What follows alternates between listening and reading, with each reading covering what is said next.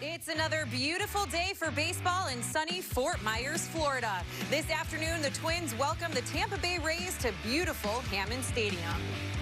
Hi, everyone. Welcome to Twins Baseball on Fox Sports North. I'm Audra Martin. Whether it's pressure, excitement, or motivation, however the Twins are feeling about defending their Central Division title, today's opponent, the Tampa Bay Rays, can relate and then some. They took their division title all the way to the World Series, but now they're on a mission to be the last one standing. They'll get back to work today, taking on Kenta Maeda in his first appearance of the spring. Maeda was stellar in his first year with the Minnesota Twins. He was named to the All-MLB second team. He was a Cy Young runner-up, and he posted a 2.70 ERA, the best mark of his career. Stay with us. It's time for First Pitch. We've got your starting lineups and more right here on Fox Sports North.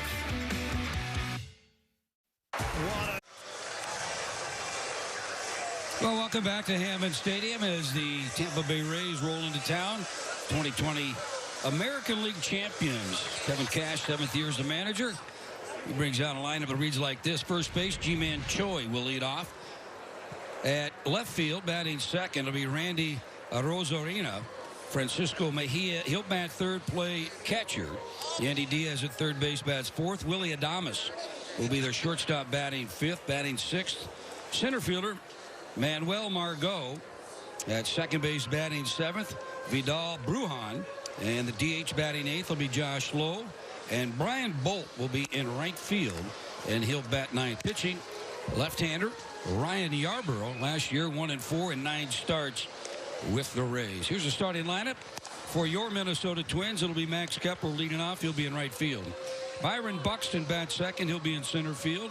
Jorge Polanco, he'll bat third, play second base. Miguel Sano at first base. He bats fourth. Catching, batting fifth, it'll be Ryan Jeffers. Alex Kirilloff will DH here this afternoon, bat sixth. Brent Rooker gets some playing time. He'll be back out in left field, batting seventh. Shortstop, batting eighth, it'll be J.T. Riddle. And Zue Lin will bat ninth and play third base. Pitching here this afternoon, 11 starts last year, impressive. 6-1, right-hander Kenta Maeda. Here's the umpires for this afternoon's contest. It'll be Manny Gonzalez calling balls and strikes. Sam Holbrook, the umpire at first base. Jeremy Rehack at second base. John Bacon, the umpire at third base. Jeffers throws down to second base. And to get you started, here's Chris Atterbury. All right, thank you, Danny. Good to see the Rays in town, and Ji-Man Choi, one of the more popular figures, not just in the Rays dugout, but across the game, will lead things off against Kenta Maeda, who was, as you said, spectacular a year ago for Minnesota. Saw Barrios yesterday make his Grapefruit League debut. Today it will be Maeda. And Kenta beyond the mound, prepping to throw his first pitch. Ryan Jeffers caught him 4 times a year ago in his rookie year. Jeffers will flash the signs down for the veteran right-hander. Maeda, no surprise, in outstanding physical condition. He described his offseason regime as being designed to fight off the effects of aging. Steps into that familiar windup, the pause and the pitch, and a big swinging miss. And we're off and running from Fort Myers, 0-1 to Ji-Man Choi. Maeda, devastating slider, devastating changeup. Wes Johnson refers to it as the Bugs Bunny changeup. And looking to mix in a few more offerings this year as a hard ground ball towards short. Scooped up by Riddle. Plenty of arm over to first, and Choi is retired. There's one away. And Danny, on the one hand, you're like, well, what he's doing certainly is working. They changed some usage last year, but the mark of a really, truly great pitcher is you're always trying to add, improve, get better. And he's mixed in a couple of different types of breaking balls that he's been messing around with this spring. I thought his biggest challenge last year was learning the hitters over in the American League. I mean, been over in the National League, and I thought he adjusted very well. But, you know, he's got command of multiple pitches. And like you said, he'll make stuff up out there on the mound. And like you said, he's got a sneaky fastball because the approach probably from a lot of hitters are saying, okay, I'm going to look off speed. I'm going to look something soft. And then that fastball kind of dials up. And he finds the zone to Arozarena after missing low and outside to the righty. Randy Arozarena, boy, he took the baseball world by storm in the postseason. 10 postseason home runs. He was ALCS MVP.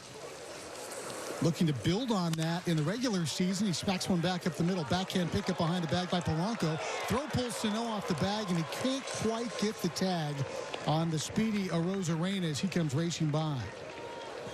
Well, that's a play you want to see with Polanco at second base. We know he's been able to make that in the hole right there. That was kind of shortstop side of second base, and that off-balance throw. Not a bad throw, and I'm not sure if Miguel, he did come off the bag, but maybe he didn't have to. But elected to come off, field it, and try a swipe tag. Just missed him on the swipe, and Arozarena has good speed. He's an exciting, dynamic player. He's at first base now, and Francisco Mejia into the batter's box. And Mejia is a guy who will get a lot of folks paying close attention this spring. He takes one on the top of the foot. And he's going to hobble on down to first base as Kenta checking in with Mejia to make sure he's okay, and the young backstop will take his base. Mejia was acquired in the Blake Snell deal. Big-time prospect that came up with Cleveland and was traded from Cleveland to San Diego for Brad Hand and Adam Simber. Seen a lot of those guys through the years. And now he's here to work with Mike Zunino behind the plate for Tampa Bay. So 2 on, and Yandy Diaz will be the hitter. Chris, it's moves like that that continue to add to the minor league system of this Tampa club. It's loaded, and it's always loaded as the pitch sails up and in on the right-handed bat in Diaz. 1 ball, no strikes. And I think the one thing we've learned, Danny, is whatever they look like, whatever the roster looks like in spring, just assume that they're going to be very much in the mix when it turns to fall. And it's amazing because they don't have the star players. They've got young, good, athletic players. And, of course, great pitching. Yandy Diaz, a big swing and a miss from the muscular third baseman. It's 1-1. They also boast the man widely thought to be the top prospect in all of baseball in Wander Franco. And he's not here today. He hit a home run yesterday that went over the office buildings in Port Charlotte. But they do have a youngster here in Vidal Brujan, who is regarded as the fastest player in their organization, the second baseman. It's a good slider strike to Diaz. It's 1-2. They're going to play a different brand. They've got some guys with some power. They'll grow into it as these young players get a little bit older. But like you said, they've got guys that can run, and they're going to maybe exploit that this year.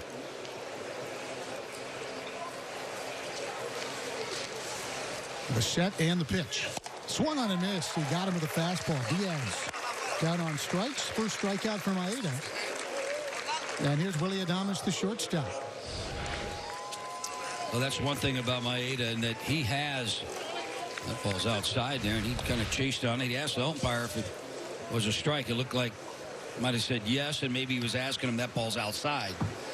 Well, Danny, one thing with Maeda that we saw last year, from the hitter's perspective, he's got the devastating change and the devastating slider, and they look the same coming out of his hand right away. And you got to figure out, because he'll throw the change to a lefty, he'll throw it to a righty, and the slider as well. That's first pitch slider right there, middle of the plate. He goes in his glove, and he gets what we call a split finger grip. And he'll throw that occasionally, but a lot of times, more times not, he goes in his glove and he'll change his grip. Checks Arozarena at second. The ground ball towards short. And it's kicked there by Riddle, and everybody's going to be safe. The bases will be full of Rays. Should have been the end of the inning. But JT Riddle had it kicked right off the front of his glove as he came loping in to scoop it up. It almost looked like he was trying to get in a position to field it and get the out at second rather than field just a routine ground ball and get it out at first. Of course, Riddle getting a ton of time at shortstop. With Andrelton Simmons still not in camp, he's the only man not in camp right now. Simmons expected in the next couple of days. So bases loaded for Manuel Margot, also acquired from San Diego. Well, he is glad to have last year behind him. The speedy center fielder batting from the right side. He dealt with all sorts of difficult situations last year, Danny. He and his family were trapped in a rental car that caught on fire. Had to be pulled out of the vehicle, which then exploded. He lost his father, whom he was very close with, and dealt with all of the various stresses and difficulties brought on by the pandemic that everybody else dealt with on top of all that. He bats right-handed, very good speed. Base is full behind Maeda. This one hits sharply towards third. It eats up Lynn, but he plays it back on his heel, has enough time to get it across the diamond and retire a hustling Margot to end the inning. So the Rays leave them full in the top of the first. We're scoreless from Fort Myers. See if Max Kepler can change that when we return.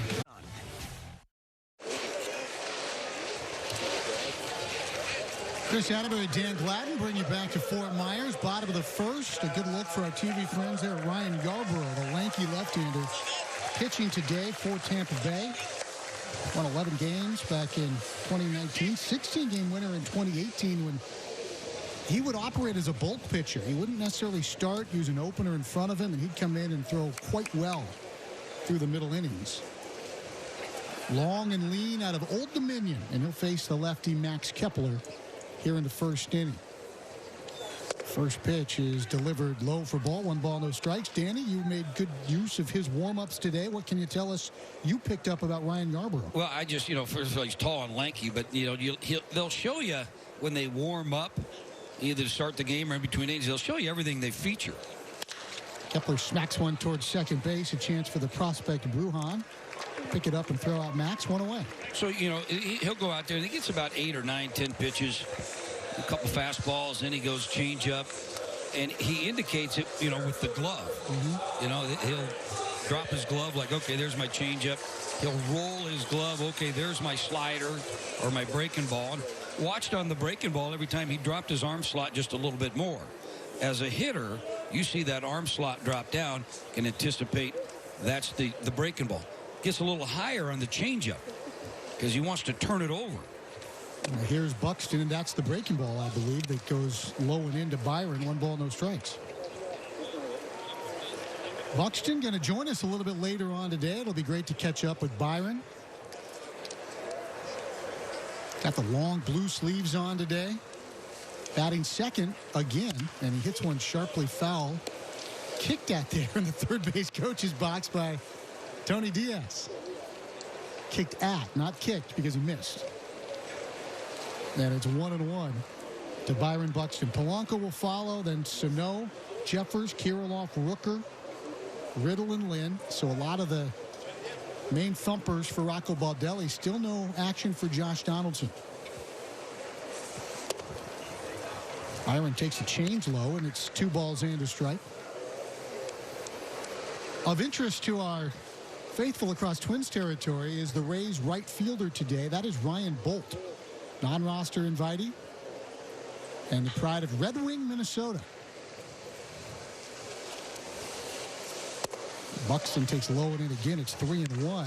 And when Ryan was a senior, as our TV friends get a good look at him, he tore his meniscus in high school, and we did a story on him across this network when he was a prep.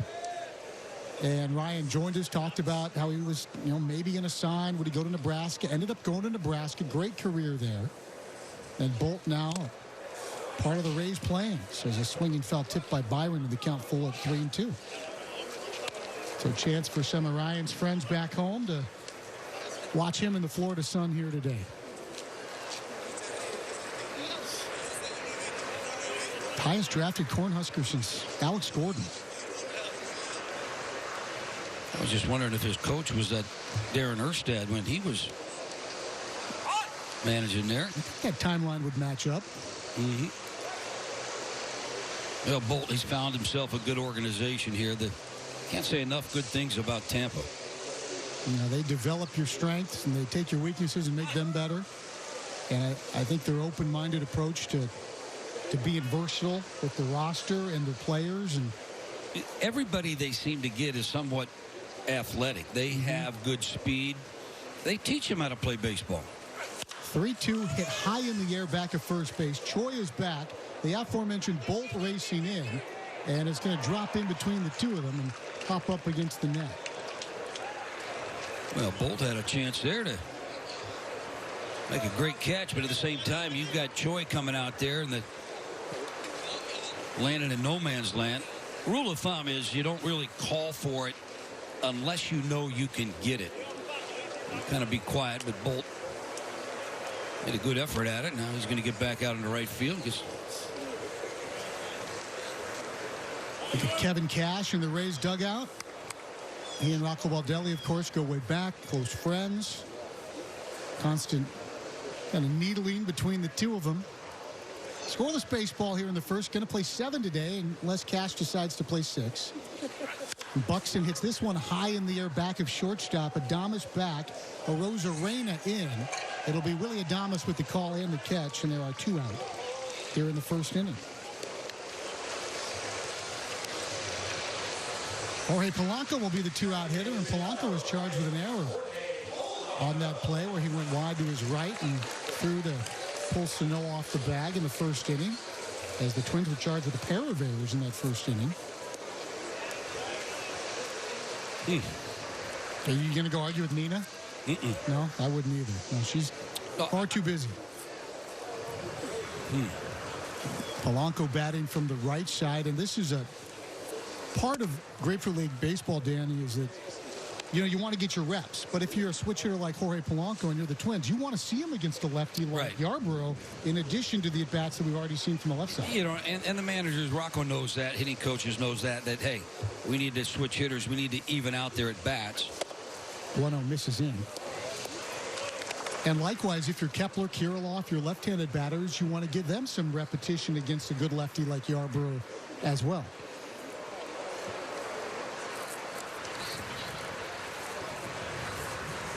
Two outs, empty bases in the first. Polanco from the right side takes high. You can hear the grunt from Yarbrough as he let that one go. And it's 3-0 to Jorge Polanco. You talked about, I think, his good year, 16 wins, when he was more or less the back end of the opener there, and he benefited from that. 3-0 taken all the way, and it is low ball 4. So Polanco will take his base, and Miguel Sano will have a chance. Those are the bats right there during the season that really frustrate your pitching coach, your manager, even the pitcher for that matter, because you get 2 outs. The pitch count is still manageable right now, but to go 3-0 on your number 3 hitter like that, whereas this is the danger here. Is it frustrating as a player, Danny, as a hitter in spring to not have anything you can swing at? I mean, you're in the game. You want to get some hacks, right? Yeah, but, not so much, 4 pitches, because I would be thinking now I'm going to try to steal a base. Big shift onto the pull side for the righty Sano.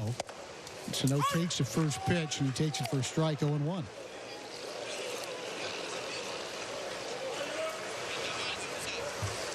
Miguel trying to find that timing early in camp.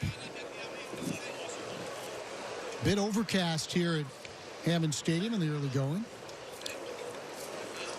Pleasant temperature. We've had some hot days leading up to this one, so a bit of a reprieve.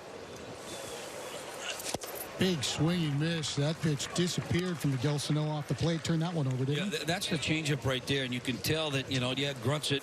Arm action, arm speed, still the same as all of his other pitches, but you can just see he gets up just a little bit more to kind of get on top of it and rotate it so the spin kind of goes away from the right-handed hitter. After a 4-pitch walk, he's up 0-2 on Sano. 2 outs, Polanco at first. 0-2 pitch, swung on and missed, and that's the inning, a strikeout for Yarbrough. So Sano down on 3 pitches. We've played 1 scoreless on your home for Twins baseball. The dog days of spring training have come early here at Hammond Stadium. There's a canine spectator. That would be a pod of 2. 1 person, 1 dog here at Hammond Stadium to enjoy the action. Kenta Maeda back on the mound here in the second. He'll face Vidal Brujan, Josh Lowe, and Ryan Bolt.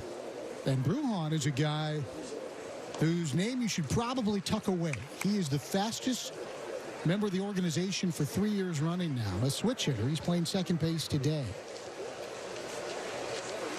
He wears the knicker-style uniform pants, and he takes low and in. 1 ball and no strikes to Brujan. Childhood friends with Wander Franco. And as we mentioned, Franco gets a lot of the accolades, as well he should. But he and Brujan have been playing together since before they were teenagers. A strike called. Good pitch there, and it's a 1 ball and 1 strike to Brujan.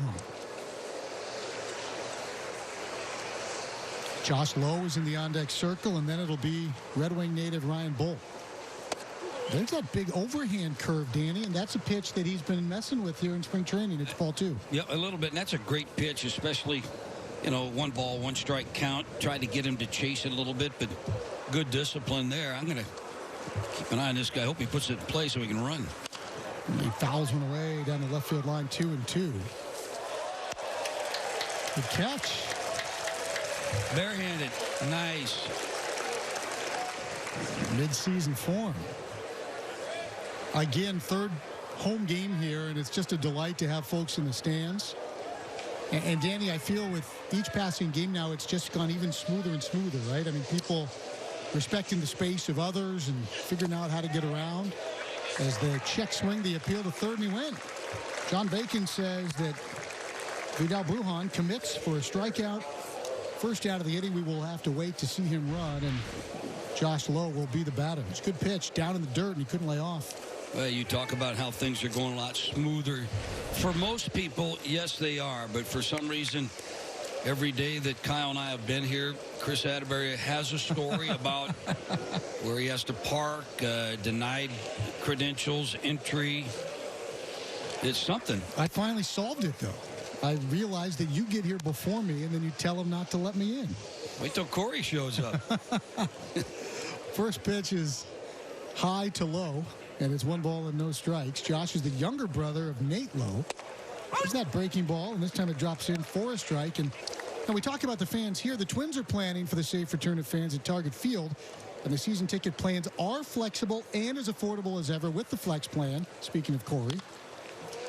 Season ticket holders get priority access this season. For more on Flex ticket plans, text TWINS to 20123 or go to twinsbaseball.com/season tickets. Corey will be here Sunday. He needed the extra week to work on that upper body strength for tank top season down here.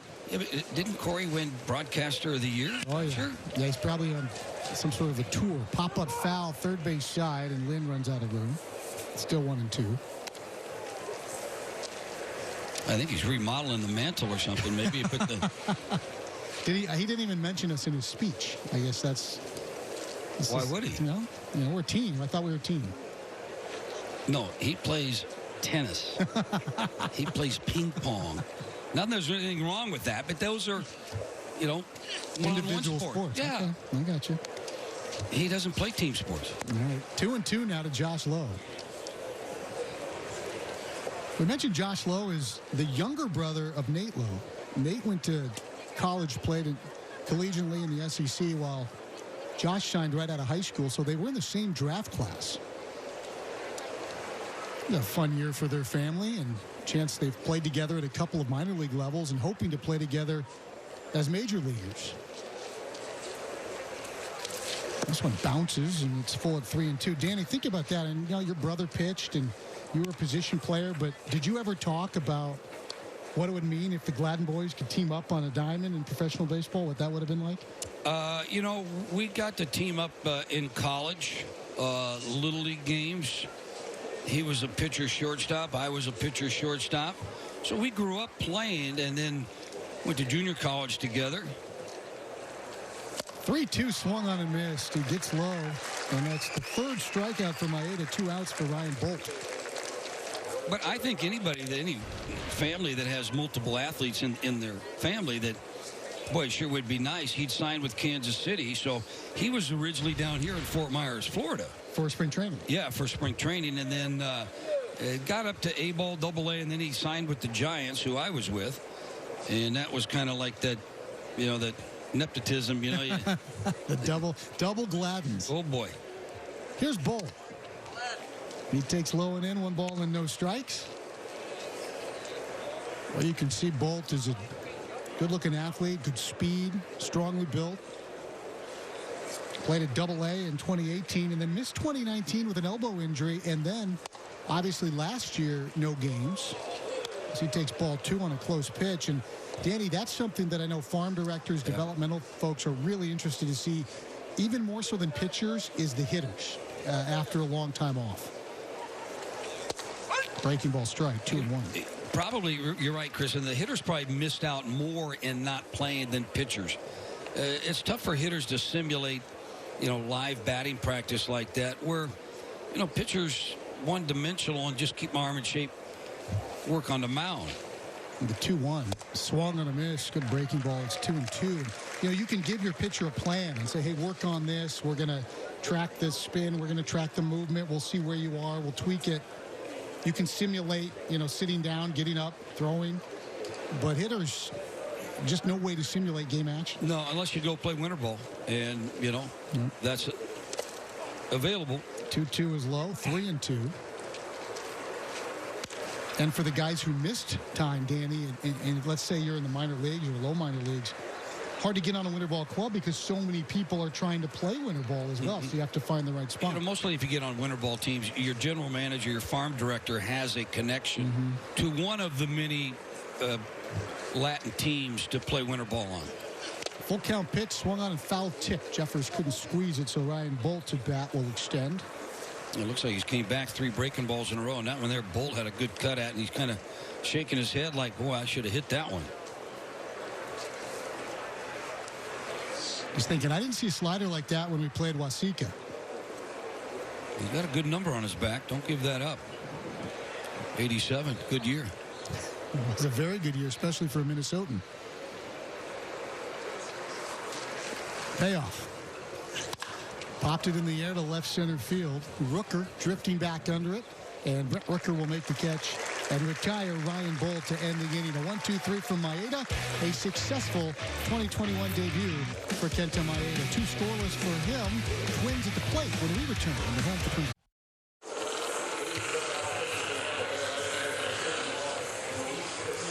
Well, the blankets are out on the berm here in Fort Myers, but you can also warm up on the warm beaches of Fort Myers and Sanibel. Unplug, relax, and find your island. To plan your safe trip, go to FortMyersSanibel.com. New pitcher on the hill, and it's a right-hander, Luis Patino. And he is the polar opposite of the tall, lanky left-hander Yarbrough, who worked a scoreless first inning, giving up only a walk. He is a real big guy. Quick actions on the hill, though, Danny, and a right-hander as well. So he'll face the right-handed batting Ryan Jeffers and Alex Kirilloff, the lefty, and Brent Rooker. Patino squares his shoulders to the plate and delivers. And this ball is hit well, left center field. Margot chasing after it, settles under it at the warning track, and he'll make the catch. Ryan Jeffers gave it a ride. 1 pitch, 1 out, and Kirilloff will be the batter. That ball was hit on the line, and we spoke with Max Kepler during our Hot Stove show this offseason about, among other topics, launch angle and trying to hit home runs versus trying to hit line drives. And here's what Max had to say. Lately, I feel like I've been fouling a lot of balls back and hitting a lot of fly balls, and whether they go out or not, I've grown as a hitter, but I'd say I got away from that approach because I've gotten a little success in long balls. But I do want to take some steps back and come back to that line drive approach, especially in training and batting practice, because I think if you can just square everything up perfectly, then you're going to be fine in the game. You're going to hit everything hard. And Alex Kirilloff hits this ball hard all the way to the wall in right center field, and Kirilloff putting what Max was talking about into practice with a liner off the wall in right center field for a 1-out double here in the second inning. Well, that's that smooth left-handed stroke of Alex Kirilloff, Danny, against the young righty Patino, who was part of the Blake Snell deal. And that's what you're hoping to see a lot of from Alex Kirilloff moving forward. Got the fastball right there, put some good wood on it. So it comes out a little bit different. I like the fact that Jeffers came out, jumped on that first pitch, and Kirilloff kind of very aggressive early. Patino was in 11 games last year with the Padres as Rooker stands in now at the man at second. And I want to get back to the conversation that we were having with Max. Again, that was on the Hot Stove show this winter. It's a strike called 0-1. And you can go back wherever you get your podcasts and listen and hear from guys like Jeffers and Rogers and Duffy, Derek Falvey, Jeremy Zoll, Alex Hassan, and, of course, Max Kepler. But just the idea, Danny, that Max, since he arrived here, line drives, that was his calling card. And he felt like he got a little too pop-up happy when the ball started going over the fence. His launch angle went up last year, and he feels that for him as a hitter, his focus this spring is getting back to just squaring balls up and hitting them hard and trusting that the results will follow. You know, he was one of the best pure line drive hitters that I've seen in a long time in the Twins organization. And eventually, you know, all of a sudden the ball seems to be juiced up. It's flying out of the ballpark. He becomes part of that, and he had success. Big swing and miss by Rooker here in the count 1-2. You know, anytime you have success like that, and that was coming off down here when he signed that big contract, him at Polanco, and he came out and proved that, okay, yeah, I'm worth that money. But I think, you know, he felt that it wasn't there in that shortened season last year. So curious to see. I'm going to keep an eye on him and make sure that he is doing that. The 1-2 swung on a miss. A good heater there, and down goes Rooker, so 2 outs, and Riddle will be the batter. Now, and I think it's apt that we were hearing from Max while watching Alex Kirilloff, because Alex Kirilloff, like Kepler, is a lefty, and he's also a guy who will hit his home runs, Danny, but he's a guy who I think of as a guy who is a line drive machine. Yeah, and you know, Kirilloff, similar to Mauer in the field that he used. He's not a big pull guy. He did pull that one to right field. I think he's just a hitter. I think he's just a guy who, situation, who's the pitcher. Yeah, but I'm not locked into just one thing I can do. Right, but there's certain guys that only use, you know, if you're a pull hitter, right-handed pull hitter, you don't use the right side of the diamond. But like Willingham said, why would I use that side? I'm hitting the ball in the seats. Riddle takes low and outside. It's 2-0. Everybody's not a Josh Willingham, and you got to play within your skill set. And Kirilloff is only going to get better and better. Already real good with the bat, and his bat plays. So we're going to find out that, you know, he doesn't have really what we call that spray chart yet. 2 balls and no strikes to Riddle. Kirilloff's at second, and JT Riddle hits a liner to right field, but Ryan Bolt is there to grab it, and the inning is done. So the young Colombian Luis Patino works a scoreless second as he squirms around the Kirilloff double. Scoreless baseball after 2 on your home for Twins baseball. Well, this portion of Twins baseball is brought to you by your select Heartland Chevy dealers. Log on to ChevyDealOnline.com to find a dealer near you. A young fan has found a souvenir here in Fort Myers. We are scoreless after 2 innings of play. Got a new pitcher on the mound for the Minnesota Twins, and to provide the introductions, here's Dan Gladden. Thank you, Chris. It is going to be right-hander Hansel Robles, came over from the Angels, and he's going to be a big piece in this Twins bullpen. With the Angels, he had 23 saves in 2019. He was the guy to go to for 2.48 ERA. So on the mound here, top of the order, Choi bats. And he takes it in there for a strike. Good fastball by Robles. You pointed out a unique way that Robles warms up in the bullpen. Yeah, I saw it. He'll take it out on the field, but he started a game here the other day. And there's strike 2 right back. A couple of fastballs that he warms up with what we call a softball. A big day glow yellow softball size. Yep. And, you know, sometimes those have some weight to it. But watching him warm up, he throws everything with it. He throws his breaking ball with it. He throws his fastball. And there's a changeup there in the dirt. He stopped there by Jeffers. But, you know, everybody, I remember Jeff Reardon.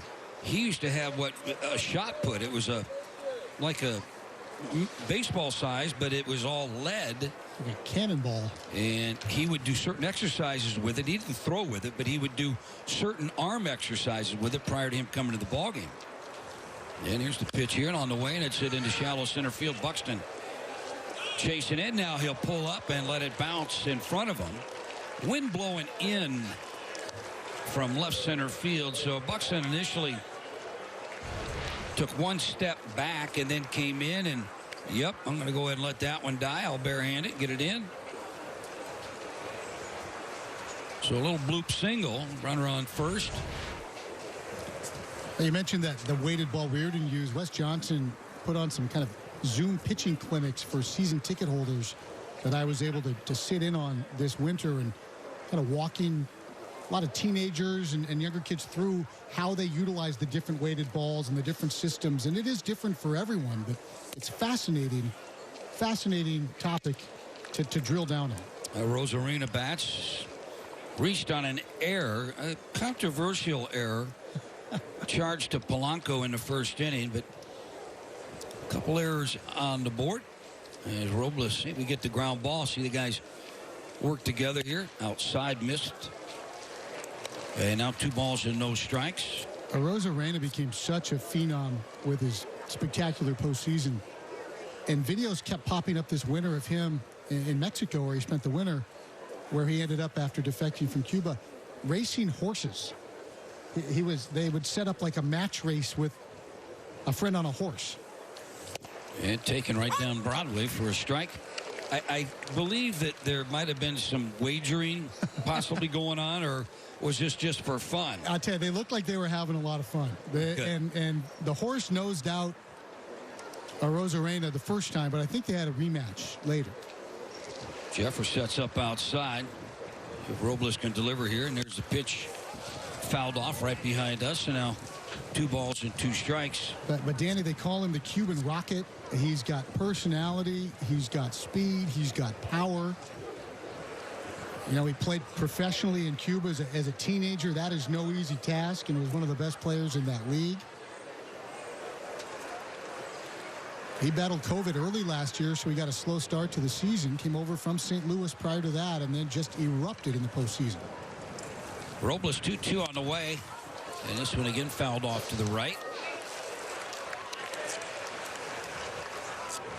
Well, this is a team full of talent, and this kid here emerged as somebody that is really good and going to get some good playing time. He can play anywhere in the outfield with that speed. They've got a guy pretty good in Kevin Kiermaier that plays center field for Tampa. He's won a few Gold Gloves, but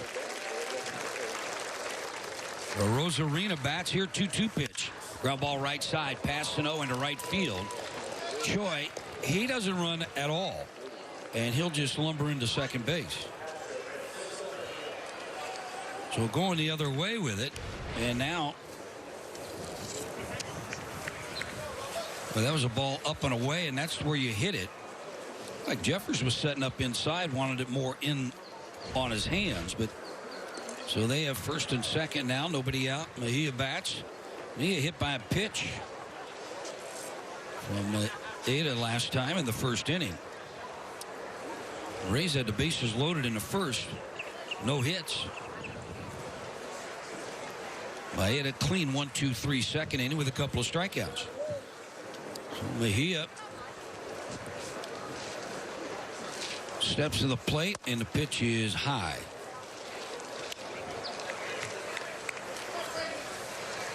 You look at Robles' numbers with the Angels in that 2019 season. He had a 2.48. He also won 5 ball games, saved 23. Strikeouts were also there. And the pitch line down the right field line. That's going to be cut off by the Twins right fielder Kepler. Throw in as Choi is stopped at third base. Good play there by Kepler, and getting that ball quickly back into the infield. And said Choi doesn't run well, but was hit a little bit to the line. Didn't waste any time, got it back in, so 3 singles have loaded the bases up. And the last 2, you see the approach, right? That's not an accident. There's a plan of attack, and the plan of attack is take that pitch and smoke it the other way. Well, they Tampa team is, you know, unlike the Boston Red Sox, where they will hit a lot, 2 balls, 2 strikes. They see a ton of pitches. You know, these guys, they're hunting something in the strike zone. Nobody out, bases loaded. And the pitch swung on and missed. Diaz at third base, injured last year. He said defensively, well, they'd like him to clean it up a little bit. But Danny, I remember the first time we saw him in Cleveland, And we looked out, we're like, are the Browns in town? Is that a tight end? Is that the defensive end? I mean, this guy is put together. And a swing and a miss. There's a hole in his bat right there, down and in. So Diaz will adjust those batting gloves and kind of walk around. Well, you've got him no balls and 2 strikes. Do you try to get it back in there one more time? As Robles leans in and gets a sign. Jeffers sets up outside. And here's the pitch, and it is outside. That's a pitch from a hitter standpoint that you have me 0-2. That's a good pitch for me to read. It's belt high. It's clearly off the plate. So it's easy enough to lay off. Getting a good read on. Getting my good timing down. Okay. And that might help him out because I think that you'd want to come back down and in with that running fastball. The Robles, his first 2 pitches. Just keep it down in the zone, get the ground ball. Well, Jeffers sets up away. Righty's pitch, and it's inside. It's fouled off.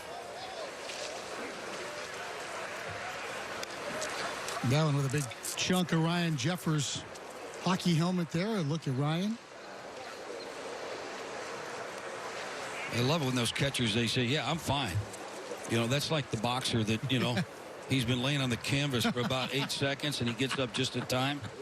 No, I'm good. Yeah, I'm good. Hey, come on, let's go. Where's he at? And again, Jeffers, you know, trying to keep the focus here, and he did take his time getting that helmet back on. Flash some signs, and again, new pitcher in Robles. Yep. Jeffers, still a young catcher, trying to find out what it is he wants to throw here. And a pitch, and it's in the dirt. And that's the part of spring training that Jeffers, and we talked to Garver about it the other day. You've got new pitchers coming over from a new organization. Yeah, you can catch them in the bullpen all you want. But bases loaded, nobody out. Here in the top of the 3rd inning, it's a different game. Gets a sign, 2 balls, 2 strikes. Diaz bats, and Robles delivers. And fouled off. Tried to come back in there. Yeah, we're at the point where we're looking at the pitch count, Danny, which again is one of the nuances of this year's Grapefruit League. If that pitch count crests 20 in a single inning, the agreement between the 2 sides, you could cut the inning short. And right now, Robles has thrown 18 pitches and has not recorded an out. Well, he gets an out right here. It'd be 19 pitches. Call him off the field, shut the rally down. Just get the triple play. Like that. I've seen that. Let's just get an out first. Robles, and delivers. Hit into right center field. Buxton, long run. It's going to be Kepler catching. He'll catch it. Joy's going to be able to tag up from 3rd. He'll score with the first run. Rosarena, he advances to 3rd base. So sac fly for Yandy Diaz has given the Tampa Bay Rays a 1-0 lead. Went to right field again, too. He hit it pretty well. I mean, it was a fairly routine catch for Kepler out there, but plenty deep enough in that situation after a long at-bat. Saw everything that Robles had. And Robles tried to come in a couple of times and then went back away, and he was able to kind of reach out, extend, and get the sac fly. Here's Adames to bat, another good player. Shortstop, he's going to be their everyday guy. Robles delivers ground ball. Hard hit to 3rd baseman Lynn to 2nd. Polanco back to 1st, throws it away.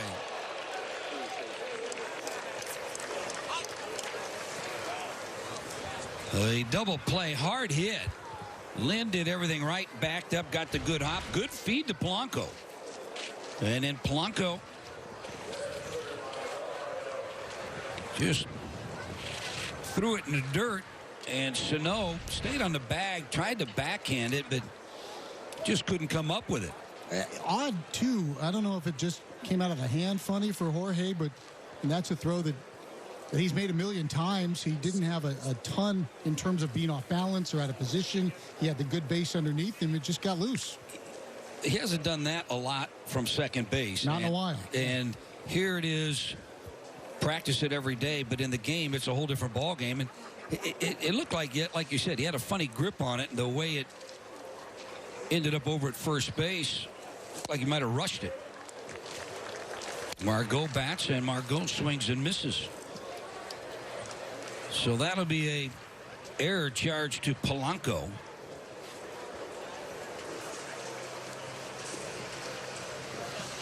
Or just a fielder's choice RBI. Yeah, just fielder's choice. Give him the RBI.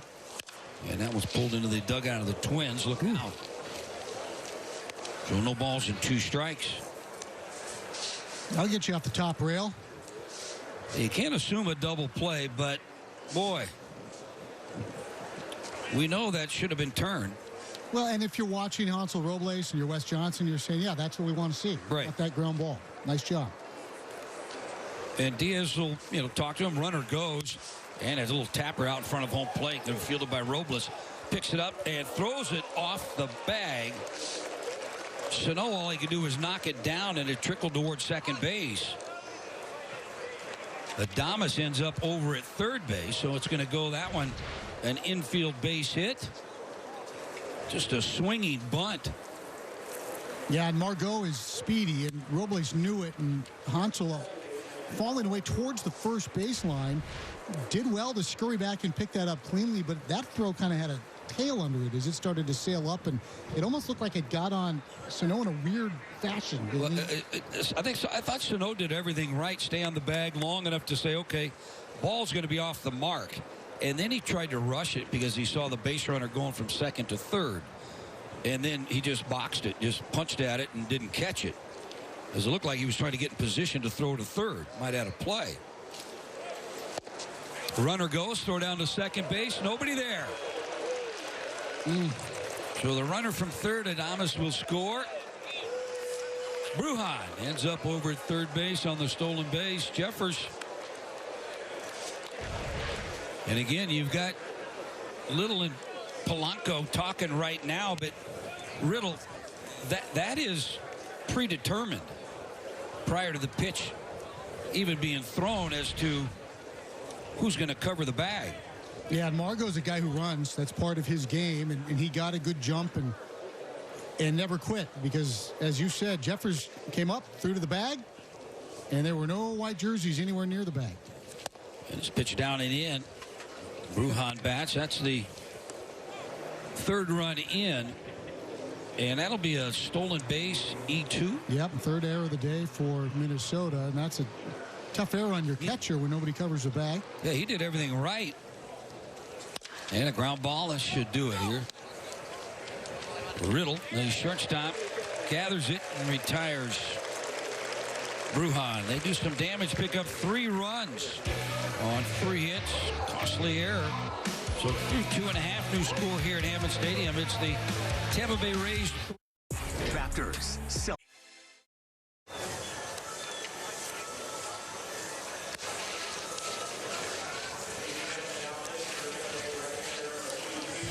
3-0 Rays, bottom of the third inning. Zue Lin will lead off for Minnesota, then back to the top of the order. Kepler, Buxton. Lin last year with the Boston Red Sox was in 26 ball games. New pitcher is Tyler Zumbro. Did not pitch last year and delivers. It's in there for a strike. Zumbro listed at 26, 5'10", 220. And right back off speed, and that was pulled foul down the first base line. Little taste of AAA in 2019 with Durham in 4 games. He was really good at AA, and he earned Rays Minor League Reliever of the Year honors, despite being signed as a non-drafted free agent out of George Mason. We root for those guys. Righty delivers and missed with a breaking ball. Zumbro also with a little bit of a, you've seen that low 3/4 angle or spin on that breaking ball, and came right back with it again, and now 2 balls and no strikes. Well, when you sign non-drafted out of George Mason University, that's a long haul. There's no free passes. No, it's not a scholarship program. Peanut butter and jelly sandwiches in the clubhouse. Placed down the right field line. That's fair. That might go for extra bases. And Lynn into second base with a stand-up leadoff double here in the bottom of the 3rd. That's a second double in as many days for Lynn, both to right field. He doubled when the right fielder, came up a little gimpy yesterday, pulled up on a ball, and what we've seen is that he makes really nice reads, and it's not a surprise. We've seen Lynn around the big leagues for a couple of years, but he gets a really good sense of timing and the read on that ball coming out of the box. Now here's Kepler. We had him talking a little bit earlier about getting back to the line drive. Grounded out his first time up. There's a ground ball again to the second baseman. Advances the runner Lynn to 3rd. So 2 ground outs. That one hit fairly hard. And here's Byron Buxton. And Buxton really had a good year last year. You look at his offensive numbers. 13 home runs last year, 39 games, hit .254. There's a stretch where he just carried the offense, and it was not a brilliantly consistent offensive year for the Twins, or for a lot of teams for that matter, especially coming off of 2019. But boy, did he unlock the power. Taken all the way right there, and 3 on the left side of the diamond. Yeah, for me, Danny, still, I don't think there's a more exciting player in baseball than Byron Buxton. Yeah, you know what, and everybody is just crossing their fingers, and they want to see the numbers he puts up as he lifts this one into left field. Should be deep enough. Lynn runs well, and it's going to be caught. Here comes a throw to the plate, and it's not hung on to by the catcher, and Lynn slides under it. Short hop the catcher. Aggressive baseball because the wind pushed that ball in, and Arozarena ended up catching it in fairly shallow left field. Tony Diaz with the aggressive send, though, and credit Lynn, who was able to arrive almost simultaneous with the baseball, and Mejia couldn't squeeze it. It's tough with the catcher. He got that short hop, that little one about 2-3 feet out in front of you. There's a little air on that ball, too, so the carom, when it hit the dirt, he had a tough time handling it, knocked it down like a catcher, and then tried to barehand pick it up, make the tag at the same time. With Lynn with a good hard slide at the plate. 3-1 now, Tampa. And here's Polanco to bat. Walked on 4 straight pitches his first time up. Yarbrough, left-hander, started 1 inning and walked 1 at a strikeout. And there's a pitch in there for a strike. There's so many things that we're looking for in camp, and one of them is the Polanco at bats. Remember, had a second ankle surgery as that one's fouled off. And he says it feels good, but we saw some times last year with some of those swings on that right foot, that front foot, batting left-handed, he wanted to hurry up and get off of it. Almost all of his production left-handed was kind of flares to left field or through the left side of the infield. I think you have to credit Polanco, though, Danny. He was playing in pain. And yet, of all the guys and all the rest, he played like every day. He was an Iron Man on a bad foot. And don't forget, a couple of years ago, he was a starting all-star shortstop. And well-deserving of that. So, and I think that you're going to keep an eye on him and see how that plays out with that right ankle. But so important. This guy gives you those tough grind-out at-bats. Doesn't give any away. Good eye right there. He takes it outside.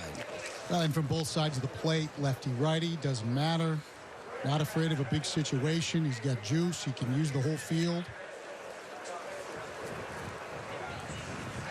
And look for him to hit somewhere top of the order. Pitch down and in, and now a full count, 3-2. A lot of fun pieces for Rocco to play with in terms of the lineup construction. Here in spring, you don't want to read too much into it, but we've seen Byron up closer to the top in that 2 spot where he was quite a force in the 8-9 hole a year ago. Josh Donaldson usually in that 2 slot. There's a ball pulled foul into the Rays dugout. We haven't seen Donaldson as of yet, but Nelly Cruz is going to plant his flag right there at 3 or 4. Yep. Sano, probably Kepler up there. We've seen Mitch Garver in the past hit high up in the order, and if he's healthy and right, could see more of that, giving you a right-handed option high in the lineup.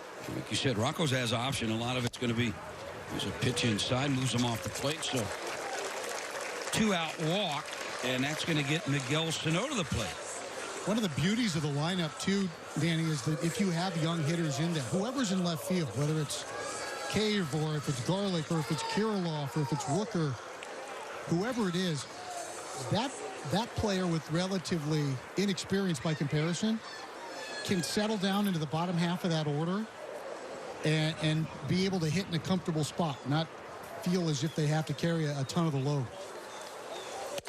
Pitch outside and ball 1 to Sano, but I go back to remember when Danny Valencia came up and the lineup was so stacked in 2010. He dropped down into the 7-8-9 spot, and by the time they got there, pitchers were like, here we go, and Danny took advantage of it. yeah, I don't think you take advantage. Look at the Twins like that. Strike call to Sano on the outside corner. I just, there was times that when Sano came back from an injury, he was batting 7th, 8th. When you get down to that Twins lineup, wow, here's the power again. Usually those are those 220 soft hitting guys. And a swing and a miss on an off-speed pitch. Snap throw back to first. And Polanco dives back safely.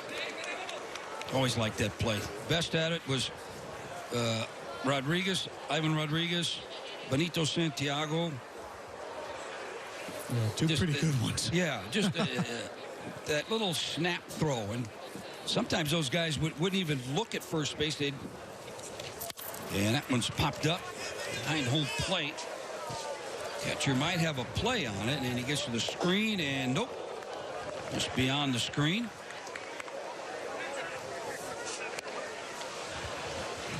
Mejia has an interesting face mask look. This looks like he's got kind of a chrome look to it, a hockey mask. Yeah. They're advancing technology in that catcher's mask. Yeah, protect those guys, man. Yeah, they do. Polanco runs, and it's snubbed off the end of the bat out in front of home plate. Easy play for the pitcher, Zumbro, and he's going to pick it up, throws it away. Wow.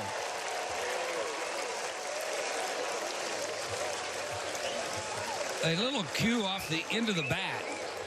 It rolled down the chalk line and went fair. Zumbro, the pitcher, picked it up, had plenty of time, and like shot putted it. And threw it off mark, and that'll be an error. Yeah, extends the inning, gives Ryan Jeffers a chance. And that's when you look on the backfields during spring, you'll watch pitchers make that play, that throw 100 times on a hot spring morning. Yeah, get them in the daytime, though, at game time. And a breaking ball missed outside. There is certain pitchers that are around the league that have a tough time. I remember Matt Garza had a tough time fielding his position. John Lester. Wouldn't throw over. And down and away. So now 2 balls and no strikes. Hitters count. Jeffers crushed one last time to center field. Wind pushed it back a little bit. I think the Twins have been spoiled because I think really good fielding pitchers the last couple of years. Barrios was a Gold Glove finalist. He'll win one day. Strike on the outside corner. Jake Odorizzi was really good coming off the mound. Maeda, very good coming off the mound. Very athletic. And obviously the best to ever do that was the great Jim Cobb. That would have went 16 in a row. Gold Glovers. A lot of Gold Gloves. Greinke wins them too. Tapper foul. Greg Maddux was really good. Talking to Jim Cott about that, he said his rookie season, he was in Chicago, started the game. You know how they water the infield down before the game? The grass is now a little bit wet. He threw a pitch, and the guy hit a comebacker, hit that grass, skipped up, and knocked his 4 teeth out. So he came back next time. He said, so every time he threw the ball, he got in a fielding position. He wasn't going to take that chance again. Look out inside, 3 balls. Now, 2 strikes. The way he tells that story, and he's a spectacular storyteller, is that one of the teeth was still in the ball when he threw it to first base. That's the version I've heard. Oh, yeah. From him. Yeah. Yeah, he'll tell you the count, who the hitter was, temperature that day. The sandwiches that Frank Quillisi's mom made. And a swing and a miss on a breaking ball. So Zumbra comes back, gives up 1 run. Sac fly by Buxton. New score here. It is the Rays 3, Twins 1. We'll be back. You're listening to Twins Baseball. Well, back at Hammond Stadium, 3-1 Rays. Let's take 10 seconds. Let our stations identify themselves. You're listening to Twins Baseball.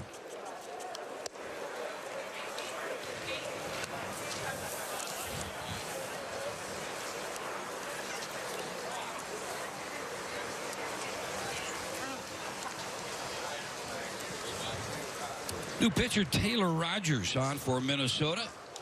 And the first pitch to the lefty Josh Lowe is outside, ball 1. Rogers last year 2-4 with the Twins. Did have 9 saves and most likely going to be in line to be that closer. There's a line drive right back up the middle. Solid knock by Lowe. And here's Ryan Bolt to bat. Rogers had 30 saves in 2019, and that was a season when he really wasn't announced as the closer until maybe Ever. third of the way into the season. Yeah. Yeah, with Bolt batting again, our friends in Red Wing have been reaching out from our fine affiliate there to say how proud they are to see and hear Ryan doing his thing today on our broadcast against the Twins. And that pitch missed down and away.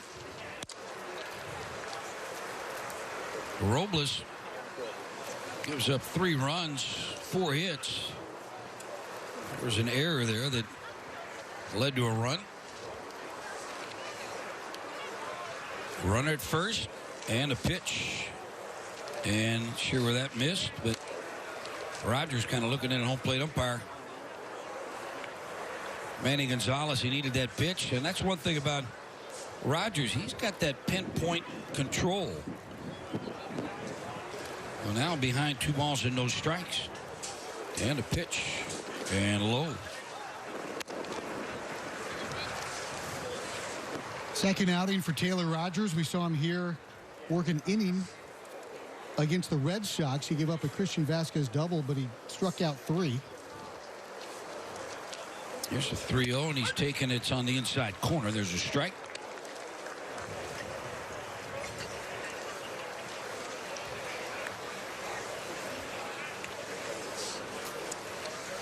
Yeah, Rogers very busy last year with the Union, and it can be taxing on a player. And that one, again, look at Rogers. Look at Rogers. He's asking him where it is. This spring training game. Taylor Rogers just told Manny Gonzalez, it's a spring training game. Let's go. And Manny Gonzalez has not put his helmet back on. So, and here's where it is. A spring training game. Let's see how, if he tightens that strike zone up or he starts opening it up. Is Choi going to bat? And a breaking ball missed outside. See if he went. He did not. I'll make a little note there, and when we see Manny in the rotation in the regular season, see if he remembers. Well, they say they don't, but I promise you they do. They're human beings. Human beings. They do. And the bad part is the other crew members also take note. And a swing and a miss on a good fastball by Rogers. 1 ball, 1 strike to Choi. Choi singled. A little bloop single is for his second time up. And Danny, if you had taken a poll of the least likely Twins pitcher maybe to be chattering at a home plate umpire in a spring training game, it would be Taylor Rogers. He is as stoic on the mound. There's a 1-1, and that one missed outside. And again, that's the one he's not getting. And, you know, usually some umpires, and now he's going to, Manny Gonzalez is going to start hearing it a little bit from the fans. But when the umpire, the pitcher gets on the mound, he gives them, hey, 2 balls, 1 strike sign. And missed outside, and now 3 balls and 1 strike. You know, a lot of umpires, too, veteran umpires, and Manny Gonzalez is a veteran umpire. That when a guy has a number 97, or that case with Bolt 87, you might open it up on those guys. And this one's lifted foul. Choi swinging 3-1.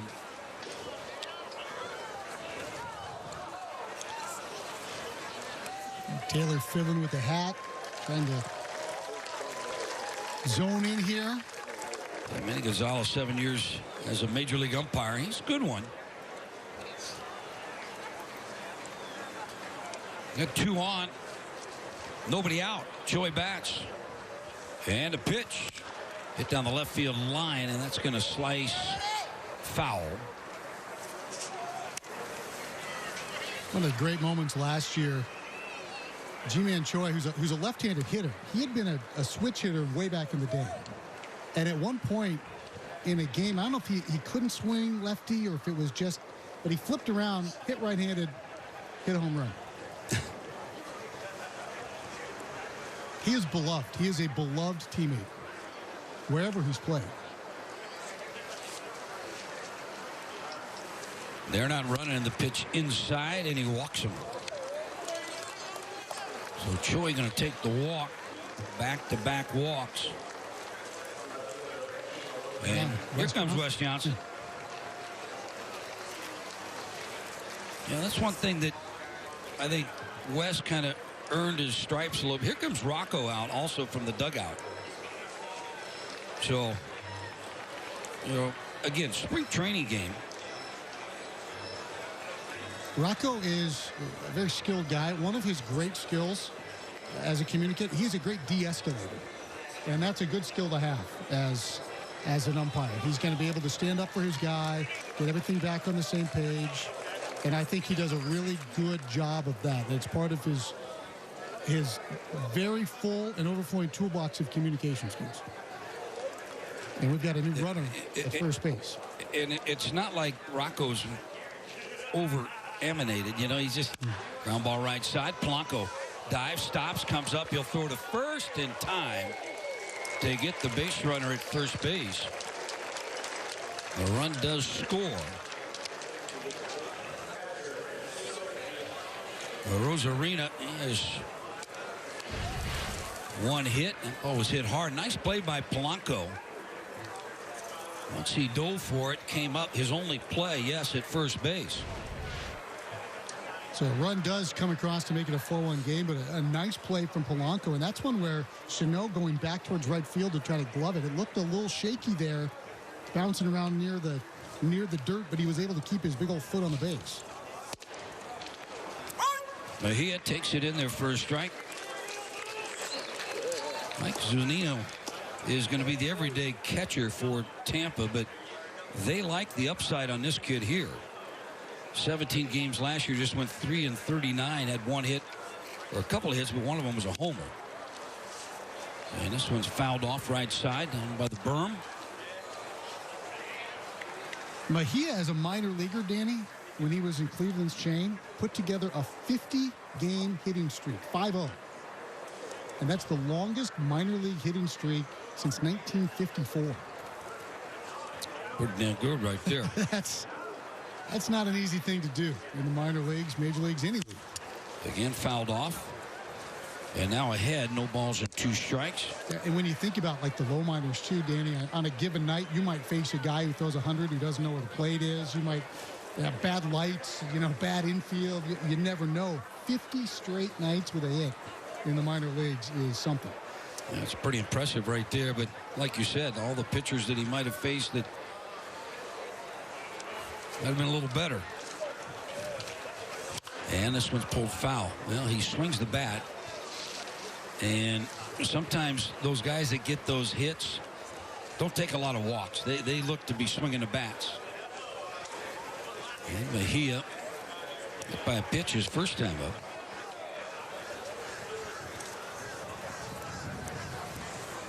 I think it's exciting at spring training. You get a little, Yeah. you know, you got a veteran out there, and Rogers, veteran umpire. Ground ball, shortstop. They'll be fielded. They're going to get the rundown in between third and second, and now Polanco gets it. He's going to give it up to Riddle, who's going to tag the base runner out. Going by, there was one out, and for some reason the base runner. Dalton Kelly was the runner. He had pinch run for Choi, and he basically ran right up to Riddle and gave him really no choice but to take that lead out, as it's going to go 6-5-4-6 on the put out. And the run does score, and he is at first base, so it's now 5-1. Work on your rundown skills. Well, that's everybody kind of makes that mistake as a young player, and you would rather make them in spring training. But you know, that's a ball hit. I always said anything hit to your right hand, you got to retreat back to second base. Anything hit to your left hand, you advance over, and a lot depends on where that defender is as well. And lifted foul.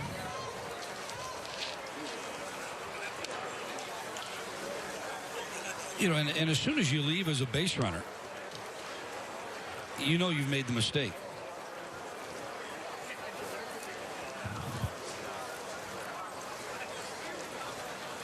Yeah, they'll coach him up. Try to. Well, he had first, 2 in. And a pitch down and in. Good breaking ball there. 22 pitches for Rogers. He had Duffy warming up in the Twins bullpen, just now starting to get loose. So the third out. One of the other things to think about, a guy like Kelly, he didn't play last year, right? We talk about the hitters and having a year off. Ground ball right side. Sano fields it on the second hop. He'll kind of walk it over to first base, step on the bag. So 2 runs in here, a hit and an error. And through 3 innings, new score. It is the Tampa Bay Rays 5 and the Twins 1 on your home for Twins baseball.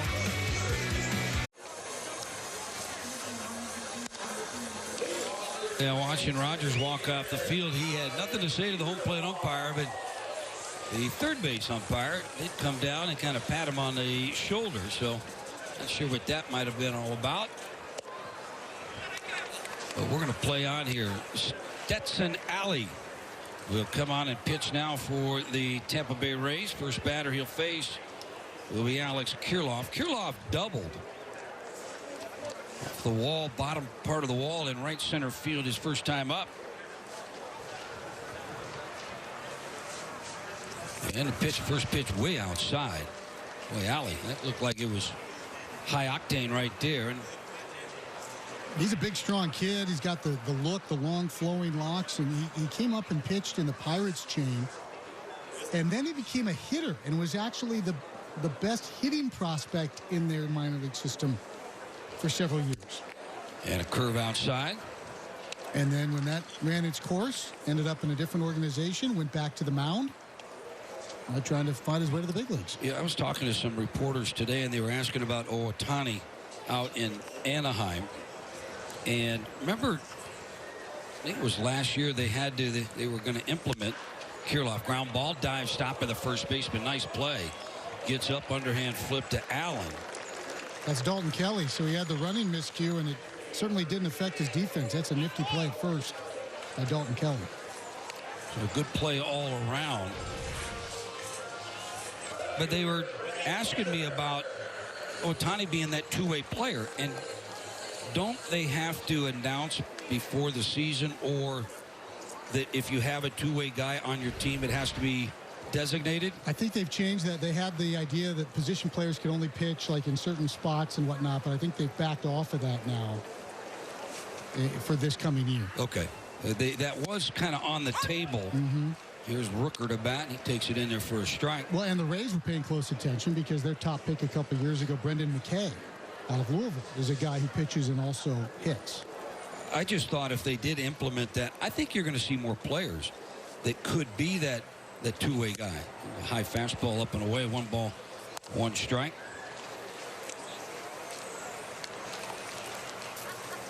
Yeah, it's a heavy workload, but Ohtani, he's a special talent, and it's great, I think, for the game, Danny, to see him healthy. Yes. To see him healthy, where the velocity's back after the arm surgery, the power's still there. 1-1 to Rooker, ground ball third. Fielded cleanly by Diaz, and across the diamond to retire Rooker. There's 2 down. Batter's going to be Riddle.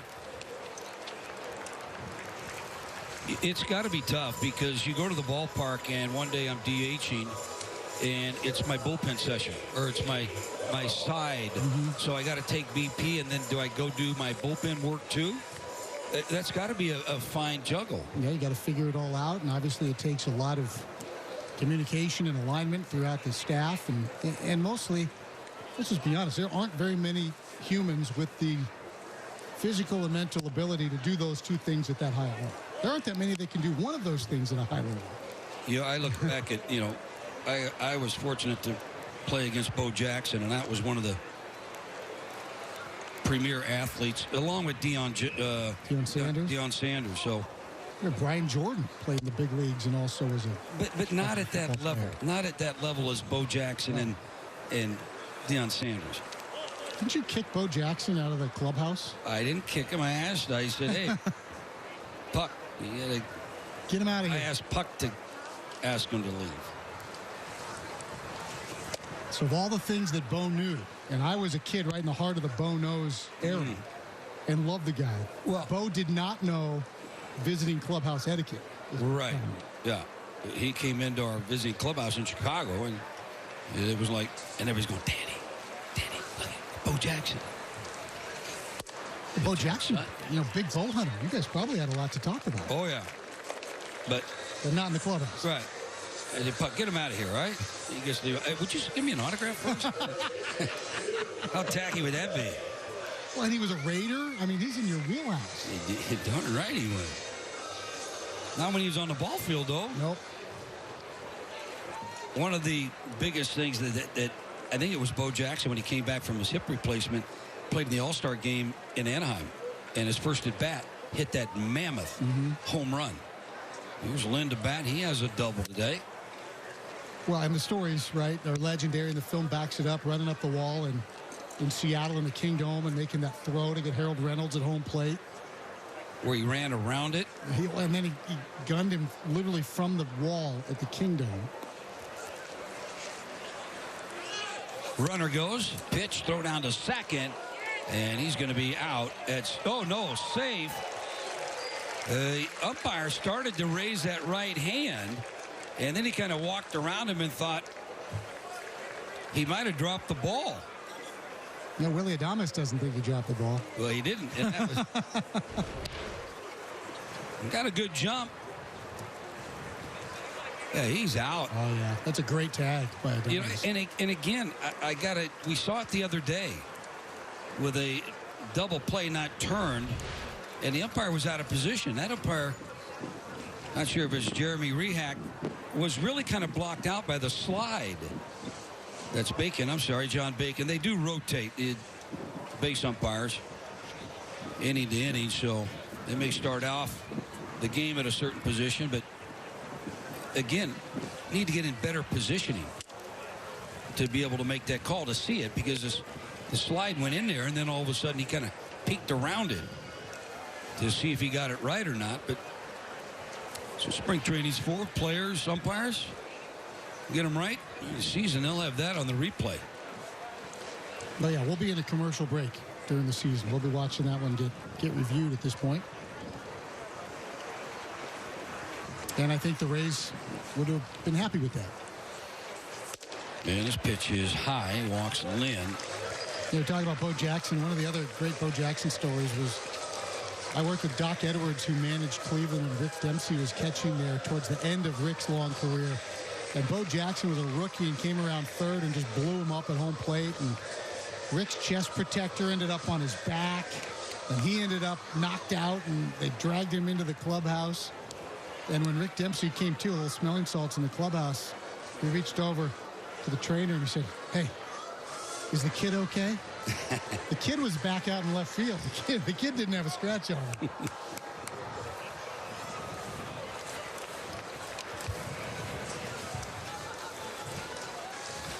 Kyle Snyder, the pitching coach, is heading back to the Rays dugout. Max Kepler's going to bat. 2 down. Allen came in and got a couple of ground outs and then walked Riddle, walked Lynn, and now Kepler bats. And the first pitch, here's a breaking ball. I got to say 80%, 90% of the time when that pitcher labors to throw a strike, pitching coach comes out more times than not. It's that just bullpen, that breaking ball that I'm just throwing for a strike. And came right back and missed outside there. Yeah, Kyle Snyder, a really good pitching coach. And he, again, has a way about him and a way of communicating with these guys. And it has been a conga line of high-end performers of every shape and size. Lefties, righties, hard throwers, soft throwers that the Rays have churned out over the past decade. Just remarkable. And a breaking ball hit into center field and fairly hard. And that's going to be caught by Margot. So the Twins threaten here in the bottom of the 4th inning. Come up empty. Through 4 here at Hammond Stadium. It is the Rays 5, Twins 1. We'll be back. You're listening to Twins Baseball.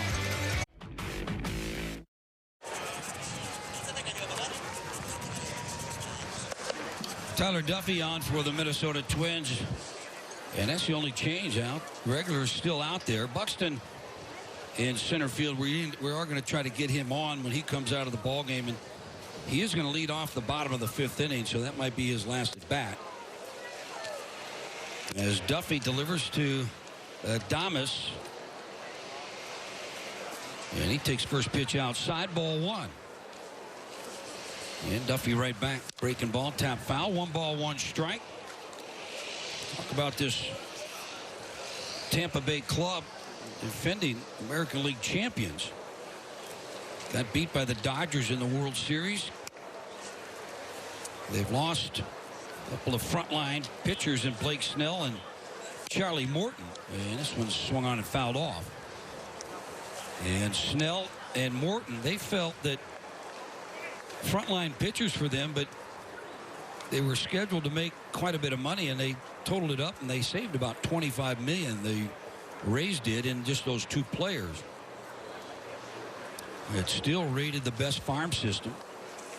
And a pitch outside. Nice block there with Jefferson. Evens it up, 2 balls and 2 strikes. They've added veteran Michael Wacha, and going to probably be their 3rd best pitcher. And he's kind of had a couple of down years, but he was so dominant with the St. Louis Cardinals. And a breaking ball laid off, and now full count, 3-2. Of course, Tyler Glasnow, their number 1 guy.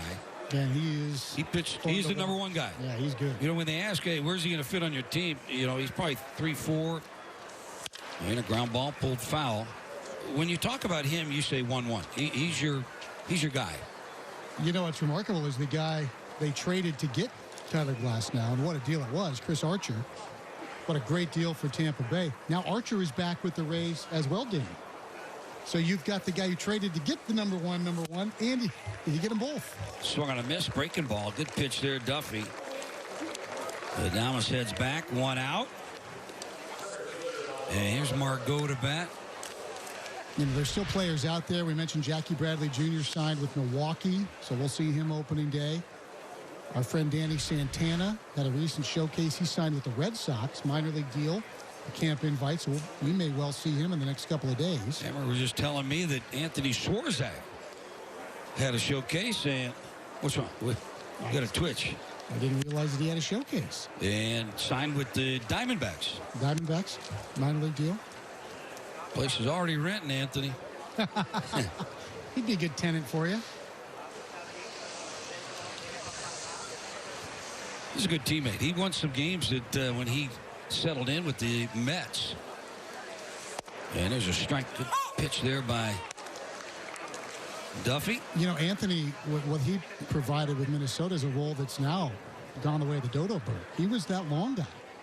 And he would take the ball he would any take time. It, and he would chew innings for you, keep you in the ball game. Slow roll over to 3rd, going to be fielded by Lynn. On the run, comes up, and not in time. Margot, center fielder, runs well. Lynn did everything right, and short hop, and Sano picked it out of the dirt, but not in time. He's going to come out of the ball game, and Tampa going to run another speed guy out there. 94. That's going to be Nathan Lukes.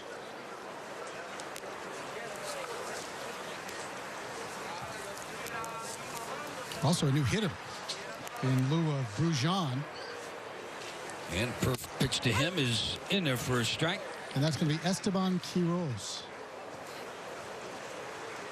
5'6", 185 in the 57 club. So Quiroz, he got that open stance. There's Duffy. He's going to throw over because they will run.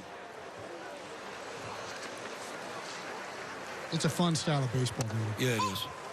I said a little while ago that, speed has kind of gone away from baseball. And it's no longer kind of an important weapon on your team. We would keep guys like a Danny Santana because he was the bench guy coming off the bench for speed. Missed outside. You get the call. And, look at the Kansas City Royals when they were rolling. Yeah. They had Dyson and they had Gore. Just speed guys, and they disrupt your pitcher, disrupt your catcher, and your infielders. And a swing and a miss. He heads back to the dugout. I want to make one connection. It's Nathan Lucas, not Lukes. It's Lucas running at first base. A couple strikeouts now for Duffy, and here's Josh Lowe. He singled his last time up. The thing about playing Tampa, or if you play like those Royals teams you mentioned, the pressure was on you all the time. It was kind of like when you play a basketball team that full court, picks you up full court everywhere. There's no chance to relax as a pitcher or in the field. Strike called on the outside corner.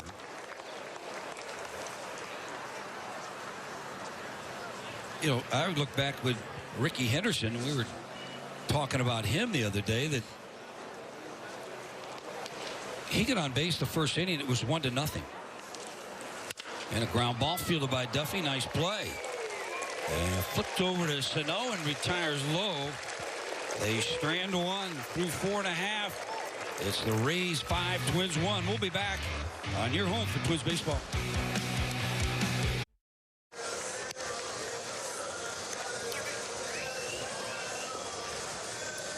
Well, the Twins are planning for the safe return of fans to the ballpark. Target Field Suites. They're available for single game rental or small groups. Plenty of options, each providing a private climate-controlled experience, food and beverage. Just text Twins to 20123 or go to twinsbaseball.com/groups. New pitcher is going to be Ryan Moran, left-hander, out of the Toronto organization. And he'll be facing Byron Buxton and Polanco in the on-deck circle, and that'll be Miguel Sano. So the heart of the order coming up. Moran delivers a fastball that's in there for a strike. We got a lot of new faces out there, Danny. We've reeled in all of them, save the shortstop. And number off the end of the bat, that's going to trickle foul. So your new outfield is Moises Gomez is in left field. Nathan Lucas stays in the game in center field. Miles Mastroboni is in right field. You got Kevin Padlo at third. Esteban Quiroz at second. Dalton Kelly at first. Blake Hunt is the catcher. And we'll get that shortstop for you in a moment.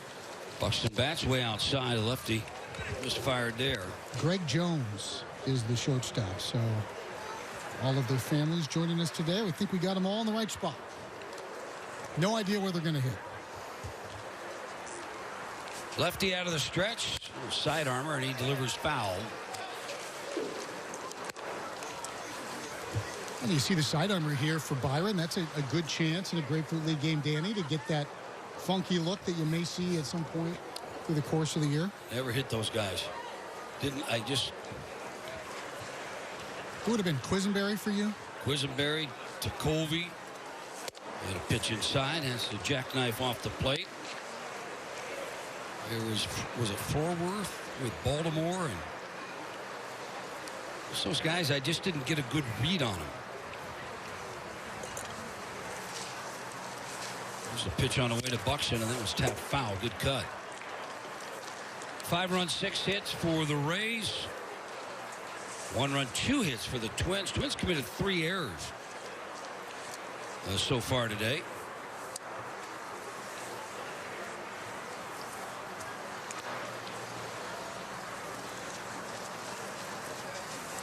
Moran delivers in the line into left field, and it's going to be caught by the left fielder. Nice running catch. Gomez positioned perfectly. He had left his sunglasses on top of his hat. But just before the inning began, he was summoned over into more towards left center field by Lucas in center. And it's a good thing he did. Right where he needed to be. He's laughing about it. There's Polanco.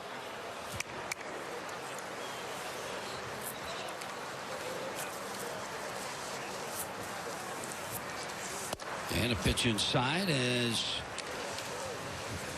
crowding Polanco. Those guys tough when they pitch inside. Usually those guys will keep running it away,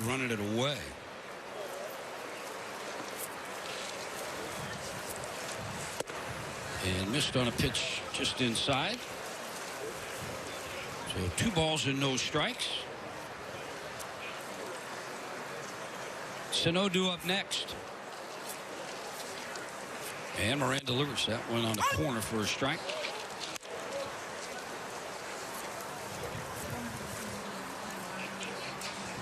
Maeda started for Minnesota, 2 innings, no hits, had 3 strikeouts, hit a batter. And right back. Line drive, base hit, good piece of hitting there by Polanco going the other way. 3rd hit today for the Twins. And that will get Sano to the plate. We get a pinch runner for Polanco. We do. It'd be Magic coming out.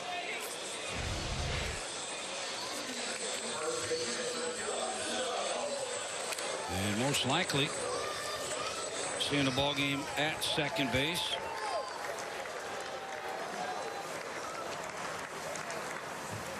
Miguel Bats reached on an error last time. And a slow breaking ball that's in there for a strike.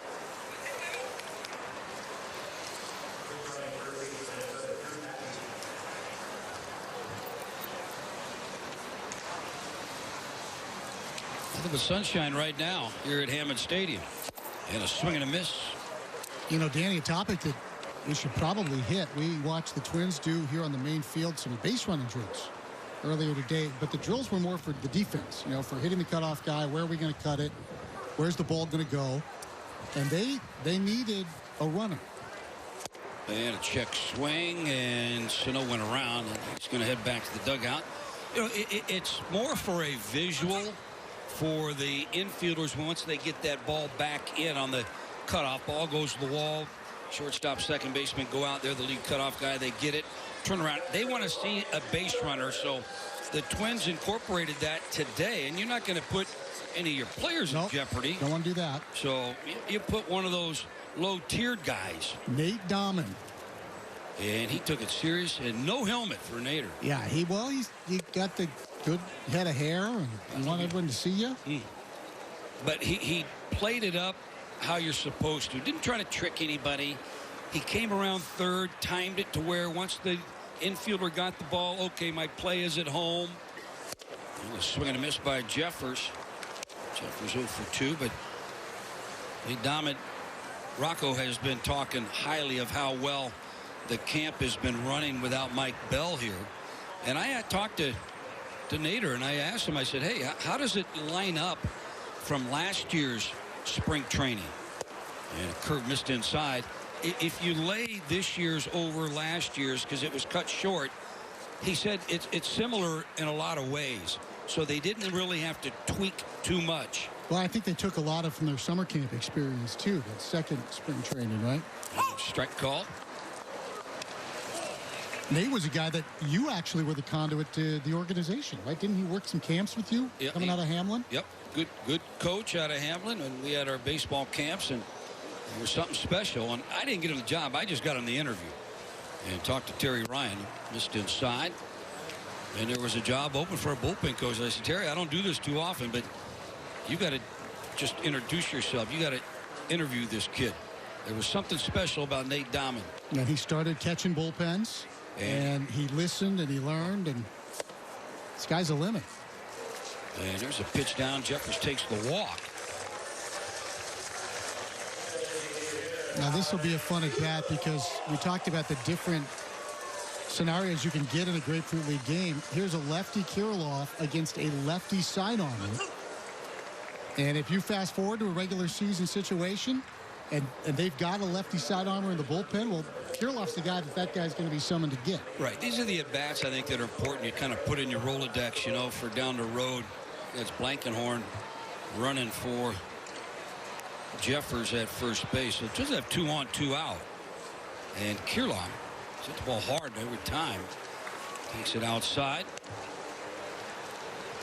You know, when you're a young player and you've only got so many professional at-bats on your baseball card, and how many of those are against really big league tough left-handed pitchers? And a swing and a miss came in on his hands. But Kirilloff didn't look fooled on that. Good cut. I know he's young and I know he's inexperienced, but he is an old young in terms of his approach, how he studies hitting, how he thinks hitting. And foul back on that off-speed pitch. I just like his approach. He seems hands high. He's got just a slight open stance, so kind of open the gate up just a little bit. And hangs in there on left-handers. Doesn't seem to, knee buckle too often. You're going to run into sometimes those guys, but he's short with the stride. Everything is short, compact. And missed outside. And now their pitcher, Moran's looking in, wanting to know, hey, it's a spring training game. Let's go. Taylor Rogers watching this one on TV in the clubhouse going, yep. Here's a 2-2 on the way. Hit into left field fairly well, but going to be caught by the left fielder, Gomez, out there. The Twins threaten with a couple guys on. We're through 5. And it is the Tampa Bay Rays 5, Twins 1. You're listening to Twins Baseball. Sports Sun. Hey, 5-1 Rays here at Hammond Stadium. Don't forget, Twins baseball camps. They're presented by Select Heartland Chevy dealers. They're open for kids age 6 to 14. You can probably fudge on your age. And feature 30 hours of instruction. Also include complimentary Twins tickets, full Twins uniform, and much more. 2021 camps going to follow strict COVID-19 safety guidelines. Check out twinsbaseball.com/training and find out about these youth camps. We've reached the top of the 6th. Got a special guest down in the dugout. Tell you all about it. Here's Chris Hatterberry. Yeah, new pitcher on the mound is Juan Minaya, and his first pitch is wide for a ball, but we're more interested at the moment in the man whose smile is lighting up the dugout down the third base line, Mr. Byron Buxton. Byron, great to have you on with us, and I think we need to talk about the really important stuff first, and that is you're the only Tampa Bay Buccaneers fan I've ever known, so you have to be pretty happy with how things turned out. Yeah, I'm pretty pumped. I hear that quite a bit in the clubhouse. I think I'm the only Tampa Bay Bucs fan in the clubhouse, too. So, yeah, it is what it is, but finally glad to break that drought. Ground ball towards the third baseman, Lynn, playing over at shortstop, and he'll pick it up and throw out Mastroboni. But let's get to today's ball game. I want to talk about your day. Did you feel you got the chance to see 3 different types of pitchers here today, which is always a bonus, and you had the sac fly in the third? You feel good about today? Yeah, I feel real good about today. Just at bat, I saw a good bit of pitches. I took some quality at bats. It's a few things that I'm working on here and there to try to simplify my swing a little bit more. So to the overall picture, though, it was a good day for me to see 3 different pitches and see breaking pitches off speed and still trying to get that rhythm. Is that big for you early to see a lefty and maybe a righty, maybe a hard thrower, maybe more of an off-speed guy, mix it up?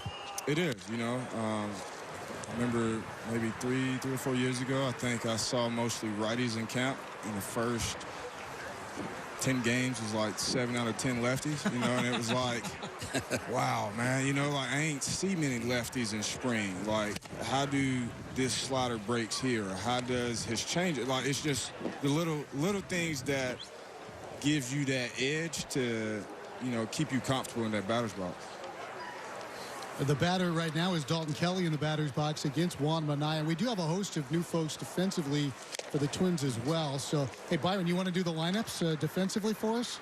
Can you tell who's out there from where you're sitting? Who's in left? What do you got? Is that Drew? Is that Drew? That's Drew Maggie in left. We got Keon in center. We got Ref in right. We got Lynn at third. Nick at short.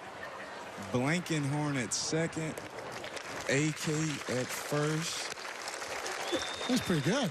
Yeah, hey. Pretty good. Now, I can't tell you many first names, but these nicknames we come up with, we work with them. Well, Blankenhorn fields that ground ball and throws to Kirilloff to get the out. David Ben Wallace is the catcher.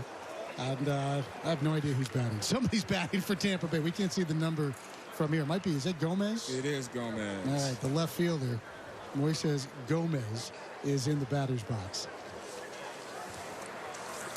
Go ahead, Danny. Hey, Buck. Yes, sir. I'll ask you about Broxton coming to camp. Had a big year, a couple years with Milwaukee. What's he picking your brain about? Because he's got a big-time chance to be part of this club here when we head north.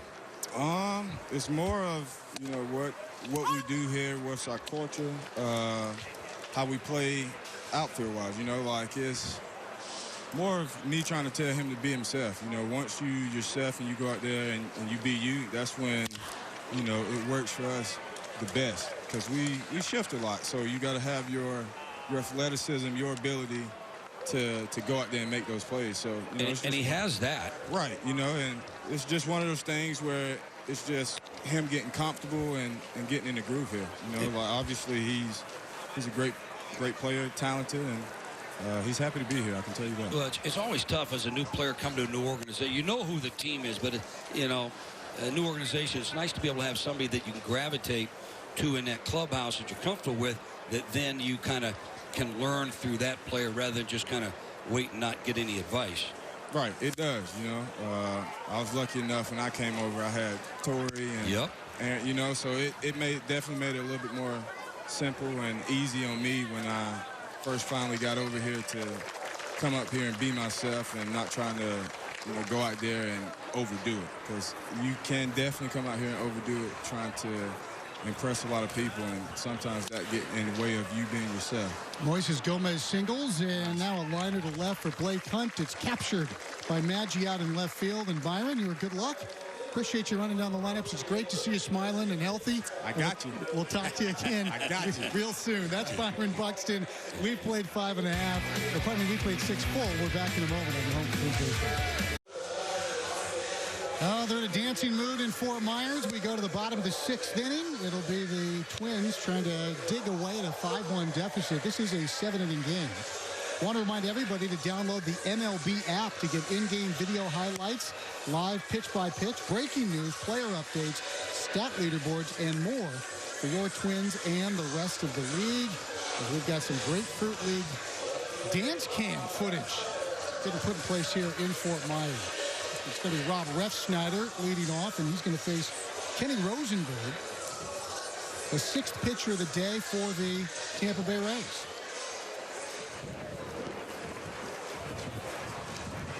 Appreciate Byron Buxton sticking around, as Byron was able to help us figure out who was playing where. Refsnyder will check swing, roller towards first base. Dalton Kelly will grab it. He flips to Rosenberg covering, and we hardly knew you, Rob. It's a 1-pitch out. Always hated those at-bats right there. You wait all day. You can come off the bench, and that's getting yourself out right there. But hey, practice your Sanibel stoop while looking for unique seashells. They're located on the beaches, Fort Myers and Sanibel. You learn more and to plan your safe trip, go to FortMyersSanibel.com. Well, here's the man that Byron was talking about, Keon Broxton. batting in Riddle's spot, and he'll get a look at the lefty Rosenberg. Broxton talked about wanting to simplify his swing. You kind of heard Byron echoing some of those same thoughts, and I love the advice. Be yourself. We're here for a reason. Be who you are, and that's the culture that the Twins want to push. They said, we brought you because of who you are. Don't try to mold into a robot. Fastball strike, it's 1-1. Well, I think the atmosphere that Rocco has presented here, and a lot of the Twins teams, it's all predicated on the players. The players are ones that build that chemistry in the clubhouse atmosphere. And just welcome another player in, and there you go. Broxton shoots one into the gap in right field for a base hit, the 4th hit of the day for Minnesota. And Keon Broxton can certainly run, stole over 20 bags, hit over 20 homers with Milwaukee just a couple of years ago, and that's the form he is trying to rediscover. Zue Lin into the batter's box. He has had a pretty nice day. And if Broxton's going to run, or Rocco's going to maybe, implement that running game a little bit with guys that can run. Broxton is one of those guys. Question is, are your legs good enough to try to steal something this early in camp?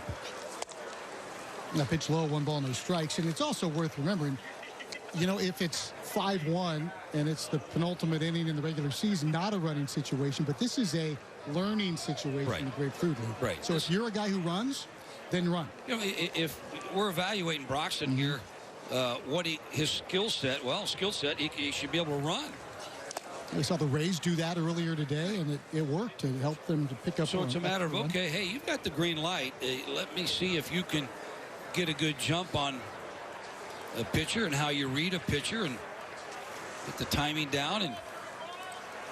But again, still early in spring training, legs could still be a little tight. Broxton at first. Lynn has doubled and walked. Played the entire game at third. He takes wide and is 3-0 now from the lefty Rosenberg. 5-1 as far as the score is concerned. It was a 3-run third inning, and then 2 in the 4th for the Rays. The Twins' lone run came in the 3rd, and Lynn scored it. As he takes a 4-pitch walk, and there'll be runners on now at first and second for Nick Gordon. Nick is in at shortstop. We saw Nick yesterday. He banged into a hard-hit double play. We saw him on Sunday as well when he reached on an error. Nick Gordon is long and slender. And while people might assume that, he's Dee Gordon's brother, he's a burner like Dee Gordon, that's not his game necessarily. He's by no means slow. But Nick Gordon is a contact guy, spray the ball around, fill the gaps with baseballs. And there go the runners. Both of them on the move, and the throw is high and into center field, and Keon Broxton will stroll home with the Twins' second run of the day. Double steal.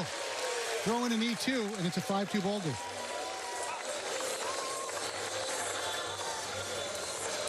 You're talking about what speed will do. Get guys to panic there a little bit, and that was a standard. Just look one time at the base runner and then pick up the catcher and deliver. And Broxton, he's a veteran. He knows that move. So now Lynn is at second base.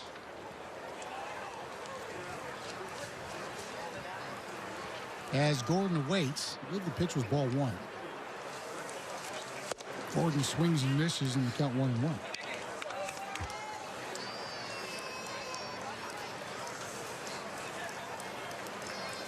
I guess the legs are feeling okay.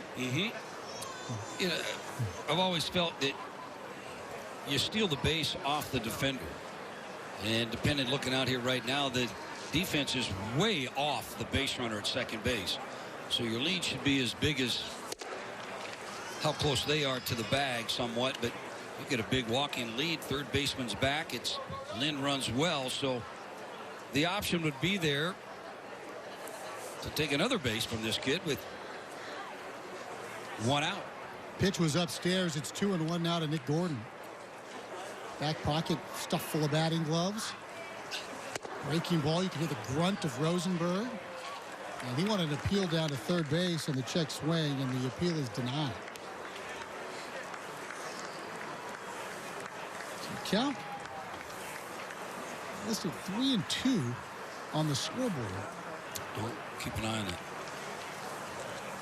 Yeah, I'm not sure that Manny Gonzalez agrees with that. Yeah, he's called strike 3, and down goes McCord. So however many balls there were, that was strike 3, so it's a strikeout for Rosenberg. And now making his way to the batter's box for Twins.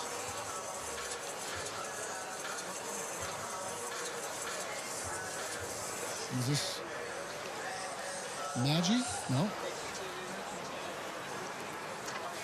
It's Alex Isola. Isola is a catcher by trade. We see him doing a lot of work out here on the diamond, catching bullpens, and he shoots one into right field, and that's going to drop in front of Mastroboni for a base hit. Lynn will round from second, dive at the plate, and he is out. Well, Zhu-Wei Lin scored on a sac fly on a play at the plate early in the game, but he is thrown out here by Miles Mastroboni in right field on a one-hop strike. So it's a base hit for Alex Isola, but the inning ends at home plate in a cloud of dust. Twins trail 5-2, back to the 7th next on the home of Twins baseball. Brasso sends one in the left. Chris Atterbury, Dan Gladden back in Fort Myers. 5-2, Rays on top. We go to the top of the 7th, which will be the final scheduled inning here today. And Jorge Alcala will make an appearance on the mound. Tall and lean, well-muscled. Alcala played a big role for Minnesota last year. Real transition year for him. Obviously an odd season to really establish himself in the big leagues, but he appeared in 16 games, struck out 28 men, and earned the trust of this staff as he opens the inning with a strike. And the count is 0-1. He's facing Kevin Padlo, batting in the spot formerly occupied by Yandy Diaz. Padlo takes wide, and it's 1-1. We're going to get you an ID break here in a moment.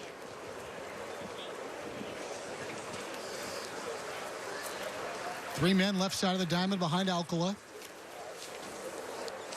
This ball is hit high in the air, left center field. Broxton shielding his eyes with his glove, lopes underneath it and squeezes it shut for out number 1. And we'll pause 10 seconds for station identification. This is your home for Twins baseball.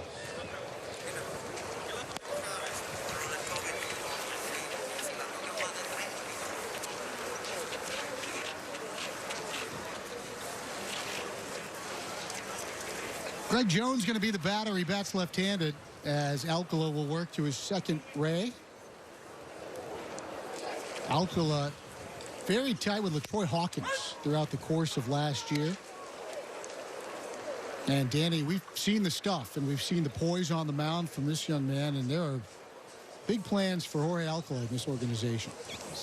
0-1 pitch zips in for a strike, 0-2, not messing around. No, he's not. He doesn't need to. It's he's got such an upside as to different roles that he could take.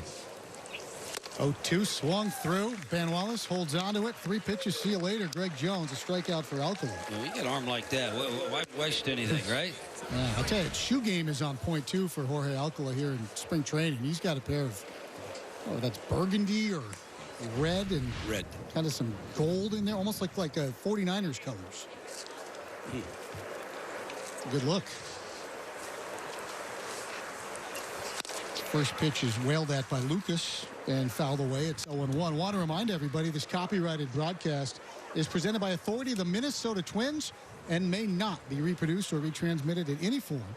And the accounts and descriptions of this game may not be disseminated without the express written consent of the Minnesota Twins. He's a slider low and in, 1-1.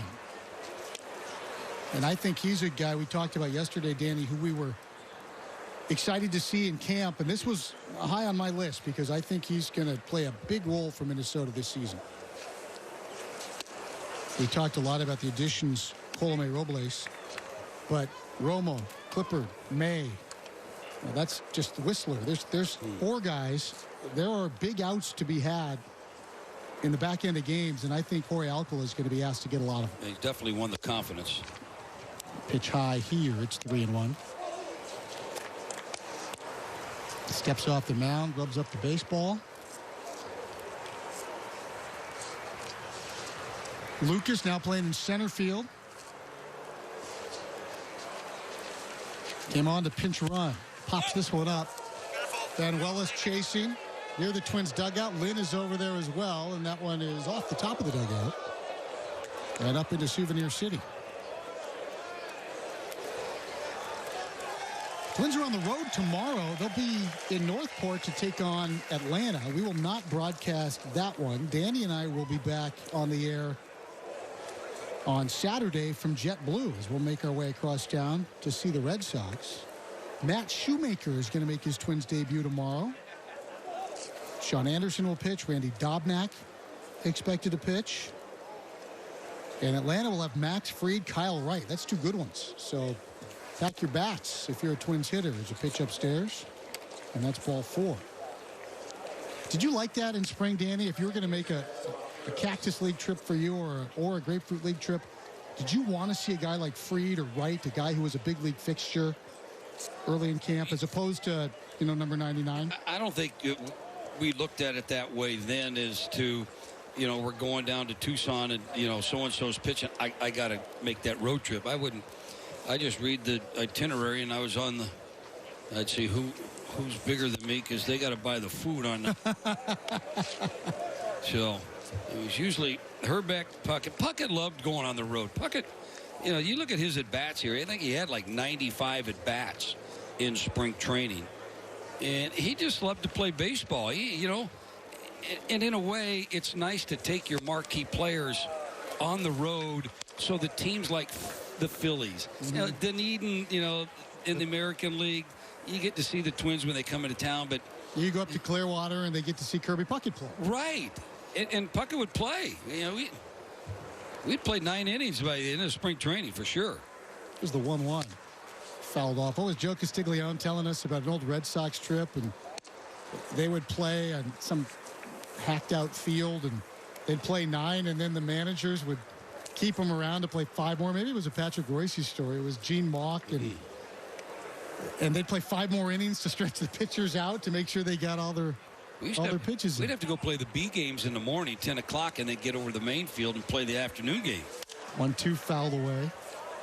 So you're playing a B game 10 o'clock in the morning. Now I get to go in 3, 4 o'clock after about the 6th, 7th inning and caddy for somebody. You're a little tight. Well, and now that option's not here. If they wanted to say, hey, Matt Shoemaker, you can pitch on the AA field or the AAA field, they can't do it this year. Right.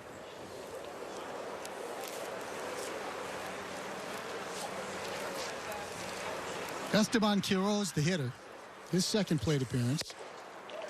He takes high. 2-2. Let's see where Tampa is tomorrow. They're going to be back home, it looks like. Nope, they're going to be at JetBlue tomorrow. And it's going to be our old buddy Rich Hill starting for Tampa Bay. There's a called strike 3 on Quiroz. Second strikeout for Alcala. He looked good. And the Rays are disposed of in the top of the 7th. Twins trail 5-2. It's the bottom of the last. Next, and they're home in baseball.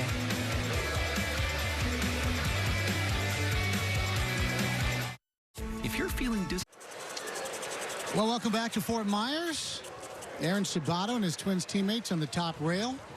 Here in the bottom of the 7th inning of a 7-inning game. Lewis Head, who's on to pitch. It'll be an inning apiece for 7 different pitchers for Tampa Bay. Head had a bunch of AAA experience in a couple of organizations. His first year here with Tampa Bay, a right-hander, facing Drew Maggi. And the first pitch is in for a strike, says Manny Gonzalez. It's 0-1.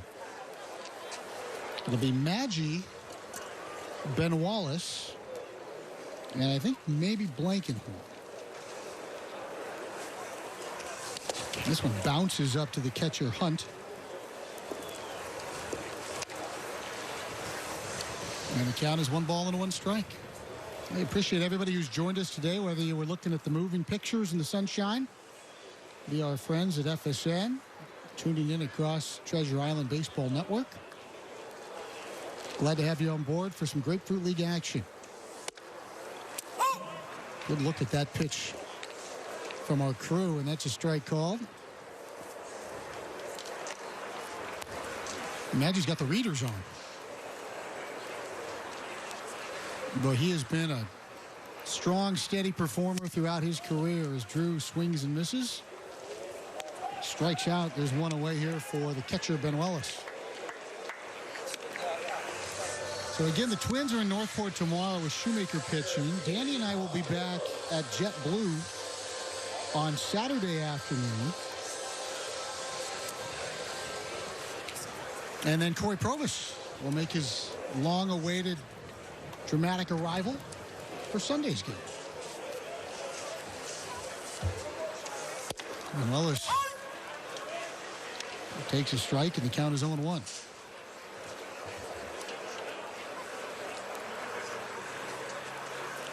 Came over from the Mariners organization for some international slot money.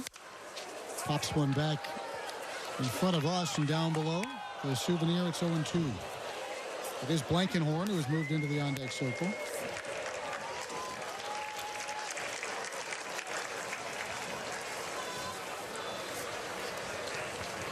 Former Long Beach State dirtbag. Pitched just wide, and the count is 1-2.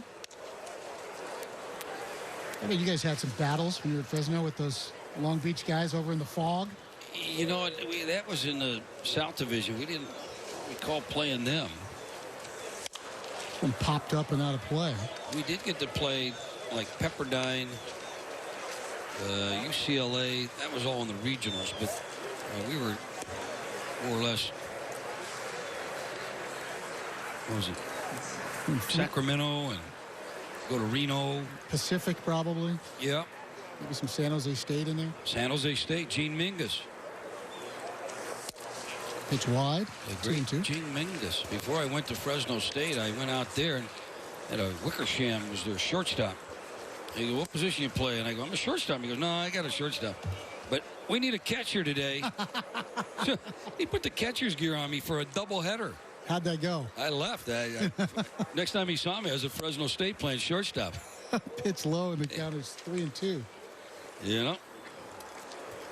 So you played like for them in a game? It was like winner's game at, San Jose State. How was your framing? Framing? Called strike 3. Down goes Benuelos. You didn't grade out well on the framing? I'd use their catcher's glove. I'm just trying to catch the ball and not get hurt. You know? Oh, that's fantastic. Travis Blankenhorn, the last chance for the Twins. The pride of Pottsville, PA. Great to see him make his big league debut last year. Did that first hit. 5-2 Twins trail. Takes inside. With good reminder, not only did he get his first hit, he got hit by a pitch in his debut. I hope both baseballs are on the mantle for Travis. Lines this one sharply to center field. Good-looking swing, Travis Blankenhorn, and the game will continue. For Alex Kirilloff, who's going to go the distance today, has moved into place in first base. But Blankenhorn's one of those guys, Danny, doesn't have the one tool that just jumps off the scouting report at you, but he's versatile. He can play everywhere. And the thing that stands out when you talk to anybody in the organization about Travis Blankenhorn is how much his teammates love playing with him. He is the first guy they will bring up whatever level he's been playing at. It seems like he's kind of the hub of the activity in that clubhouse. That sounds like a good attitude. The ball sounds different coming off his bat. Check swing by Kirilloff. He did not go. 1 ball, no strike. He did go. It's a spring training game. Hey, everybody goes in.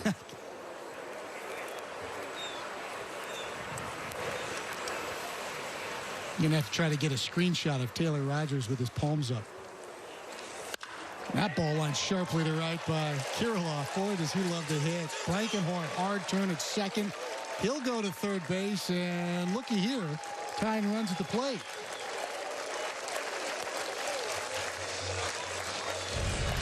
I do enjoy watching Alex Kirilloff swing a baseball bat. Here's Ref Snyder. An Arizona Wildcat.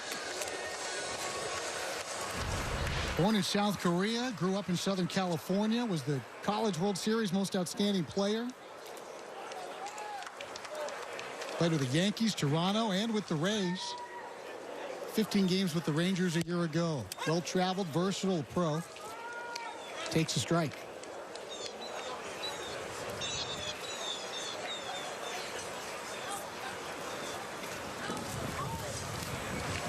Ref Snyder, the tying run at the plate, 2 outs, bottom of the 7th and final inning, and a pitch wide from Head, 1 ball, 1 strike. Ref Snyder and his wife, he was an All-American swimmer. They were married at the famous Drake Hotel in Chicago. And Johnny Field, former Twin, was in that wedding. A big swinging miss. It's 1-2. Good old Johnny Field. We liked him a lot.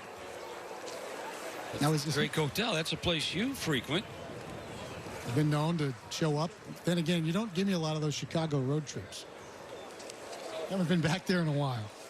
They're building one in Detroit and Cleveland. 2 balls, 2 strikes. You don't have to worry about it. We're not traveling right now. Not. We're not going to go till at least the All-Star break. I'm going to put a sign up over our booth at home. This is the Drake. There you go. Perfect. 2 balls, 2 strikes. Here it comes. Swung on, chopped towards third. Padlow picks it up, throws on the move to first. It's in the dirt. Can't hold on to it. Everybody's safe, and the bags will be full. That was a great effort by Dalton Kelly to kind of stretch out and try to flag that one-hop throw, but he couldn't quite squeeze it shut. The runner at third was kind of stuck, Blankenhorn, because the ball was basically hit right at him, so he does not advance, but now the bases are loaded. And Keon Broxton has the script written here where he can hit a grand slam and the Twins can win in walk-off fashion. Give him a grapefruit juice bath at home plate. Don't see a lot of walk-offs in the Grapefruit League, but a swing of the bat from Broxton would do just that. Twins trail 5-2. Runner for Kirilloff at second.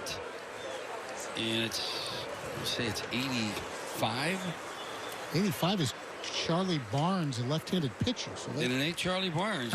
He pitched. How about 89? That is Maggie's 89. Maybe that's Spencer Steer. Could that be Steer? All right, that's 85 with no name. Okay. Looks like Frankie Padula in the game, second base. Wow. Good call. Doesn't it? Scrappy Cornell 2-bag. The 1-0 to Broxton's a strike. It's 1-1. You've got sources. See what you can do.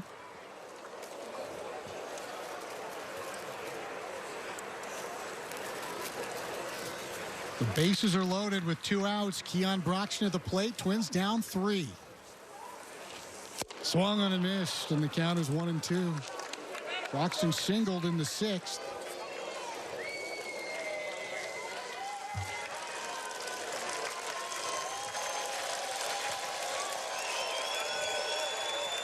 So the bags are full. And the pitch. Swung on and rolled up the third baseline foul. Tony Diaz put the pounce on it. Didn't see how they scored that Ref Snyder play. Give him a hit, right? 2 errors up there. I think they already had 2. Here we go. Give him a moment, Keon Broxton. Head delivers. Fouled straight back. Didn't miss that one by much, Dan. Yeah, you can feel the energy here with the crowd. The ones that stuck around here, they know they can read a scoreboard. And boy, he had the curveball prior to that, and right there. Good timing on that fastball. It's Blankenhorn, the lead runner. Ref Snyder's at first. The pitch. Swung on and rolled towards shortstop. Jones up with it. Short way to second. That's going to force Ref Snyder, and the ball game is over. So Keon Broxton into a force out. Nice little bat there. Lewis Head finishes the job, and the Rays victorious by the final score of 5-2 here this afternoon as the Twins will leave the bases loaded in the 7th inning. So a 5-2 win for the Rays. They're now 3-2. The Twins drop to 2-3, and these two clubs have split their games. Their 2 games in the Grapefruit League so far. So Dan Gladney was a little sloppy early for Minnesota in some respects defensively, and the offense a little slow to wake up here today, but we did see some bright moments. What are you taking away from today's action? I think what you take away is the pitching first, first couple 10 ball games, see where the pitchers are at, and they were there. Maeda was outstanding. Duffy kind of affected a little bit by that strike zone there, and but the 2 back guys, Minaya and McCullough, they seem like good velocity. They were throwing it good today. But, offense, we get just 5 hits here today. So End up with 7, but kind of a lot of those came late, not a lot early against Tampa. So, yeah, I mean, they had base runners on. They had some traffic out there, just didn't get the hit. But at the same time, at spring training game, you had Frankie out there running at second base. Yeah, Frankie gets his first action of the Grapefruit League. You got a baseball card now. Alex Kirilloff, a couple of hits, played 7. Got to see, I thought what Byron told us was important, getting to see a lot of different types of pitchers.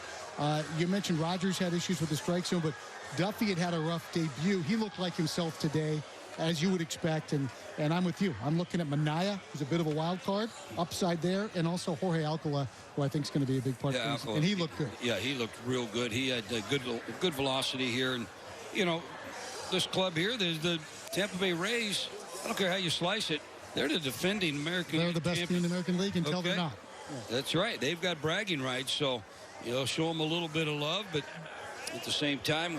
And Danny, 7 innings, 7 different pitchers with Tampa. That could be a regular season game. Yeah, that's how they roll. They've got a lot of great arms, and we saw a bunch of them today. All right, good times. We'll take tomorrow off. Danny and I will reconvene at JetBlue against the Red Sox on Saturday. Twins fall 5-2. We'll come back and close up shop with the final lines next on your home for Twins Baseball.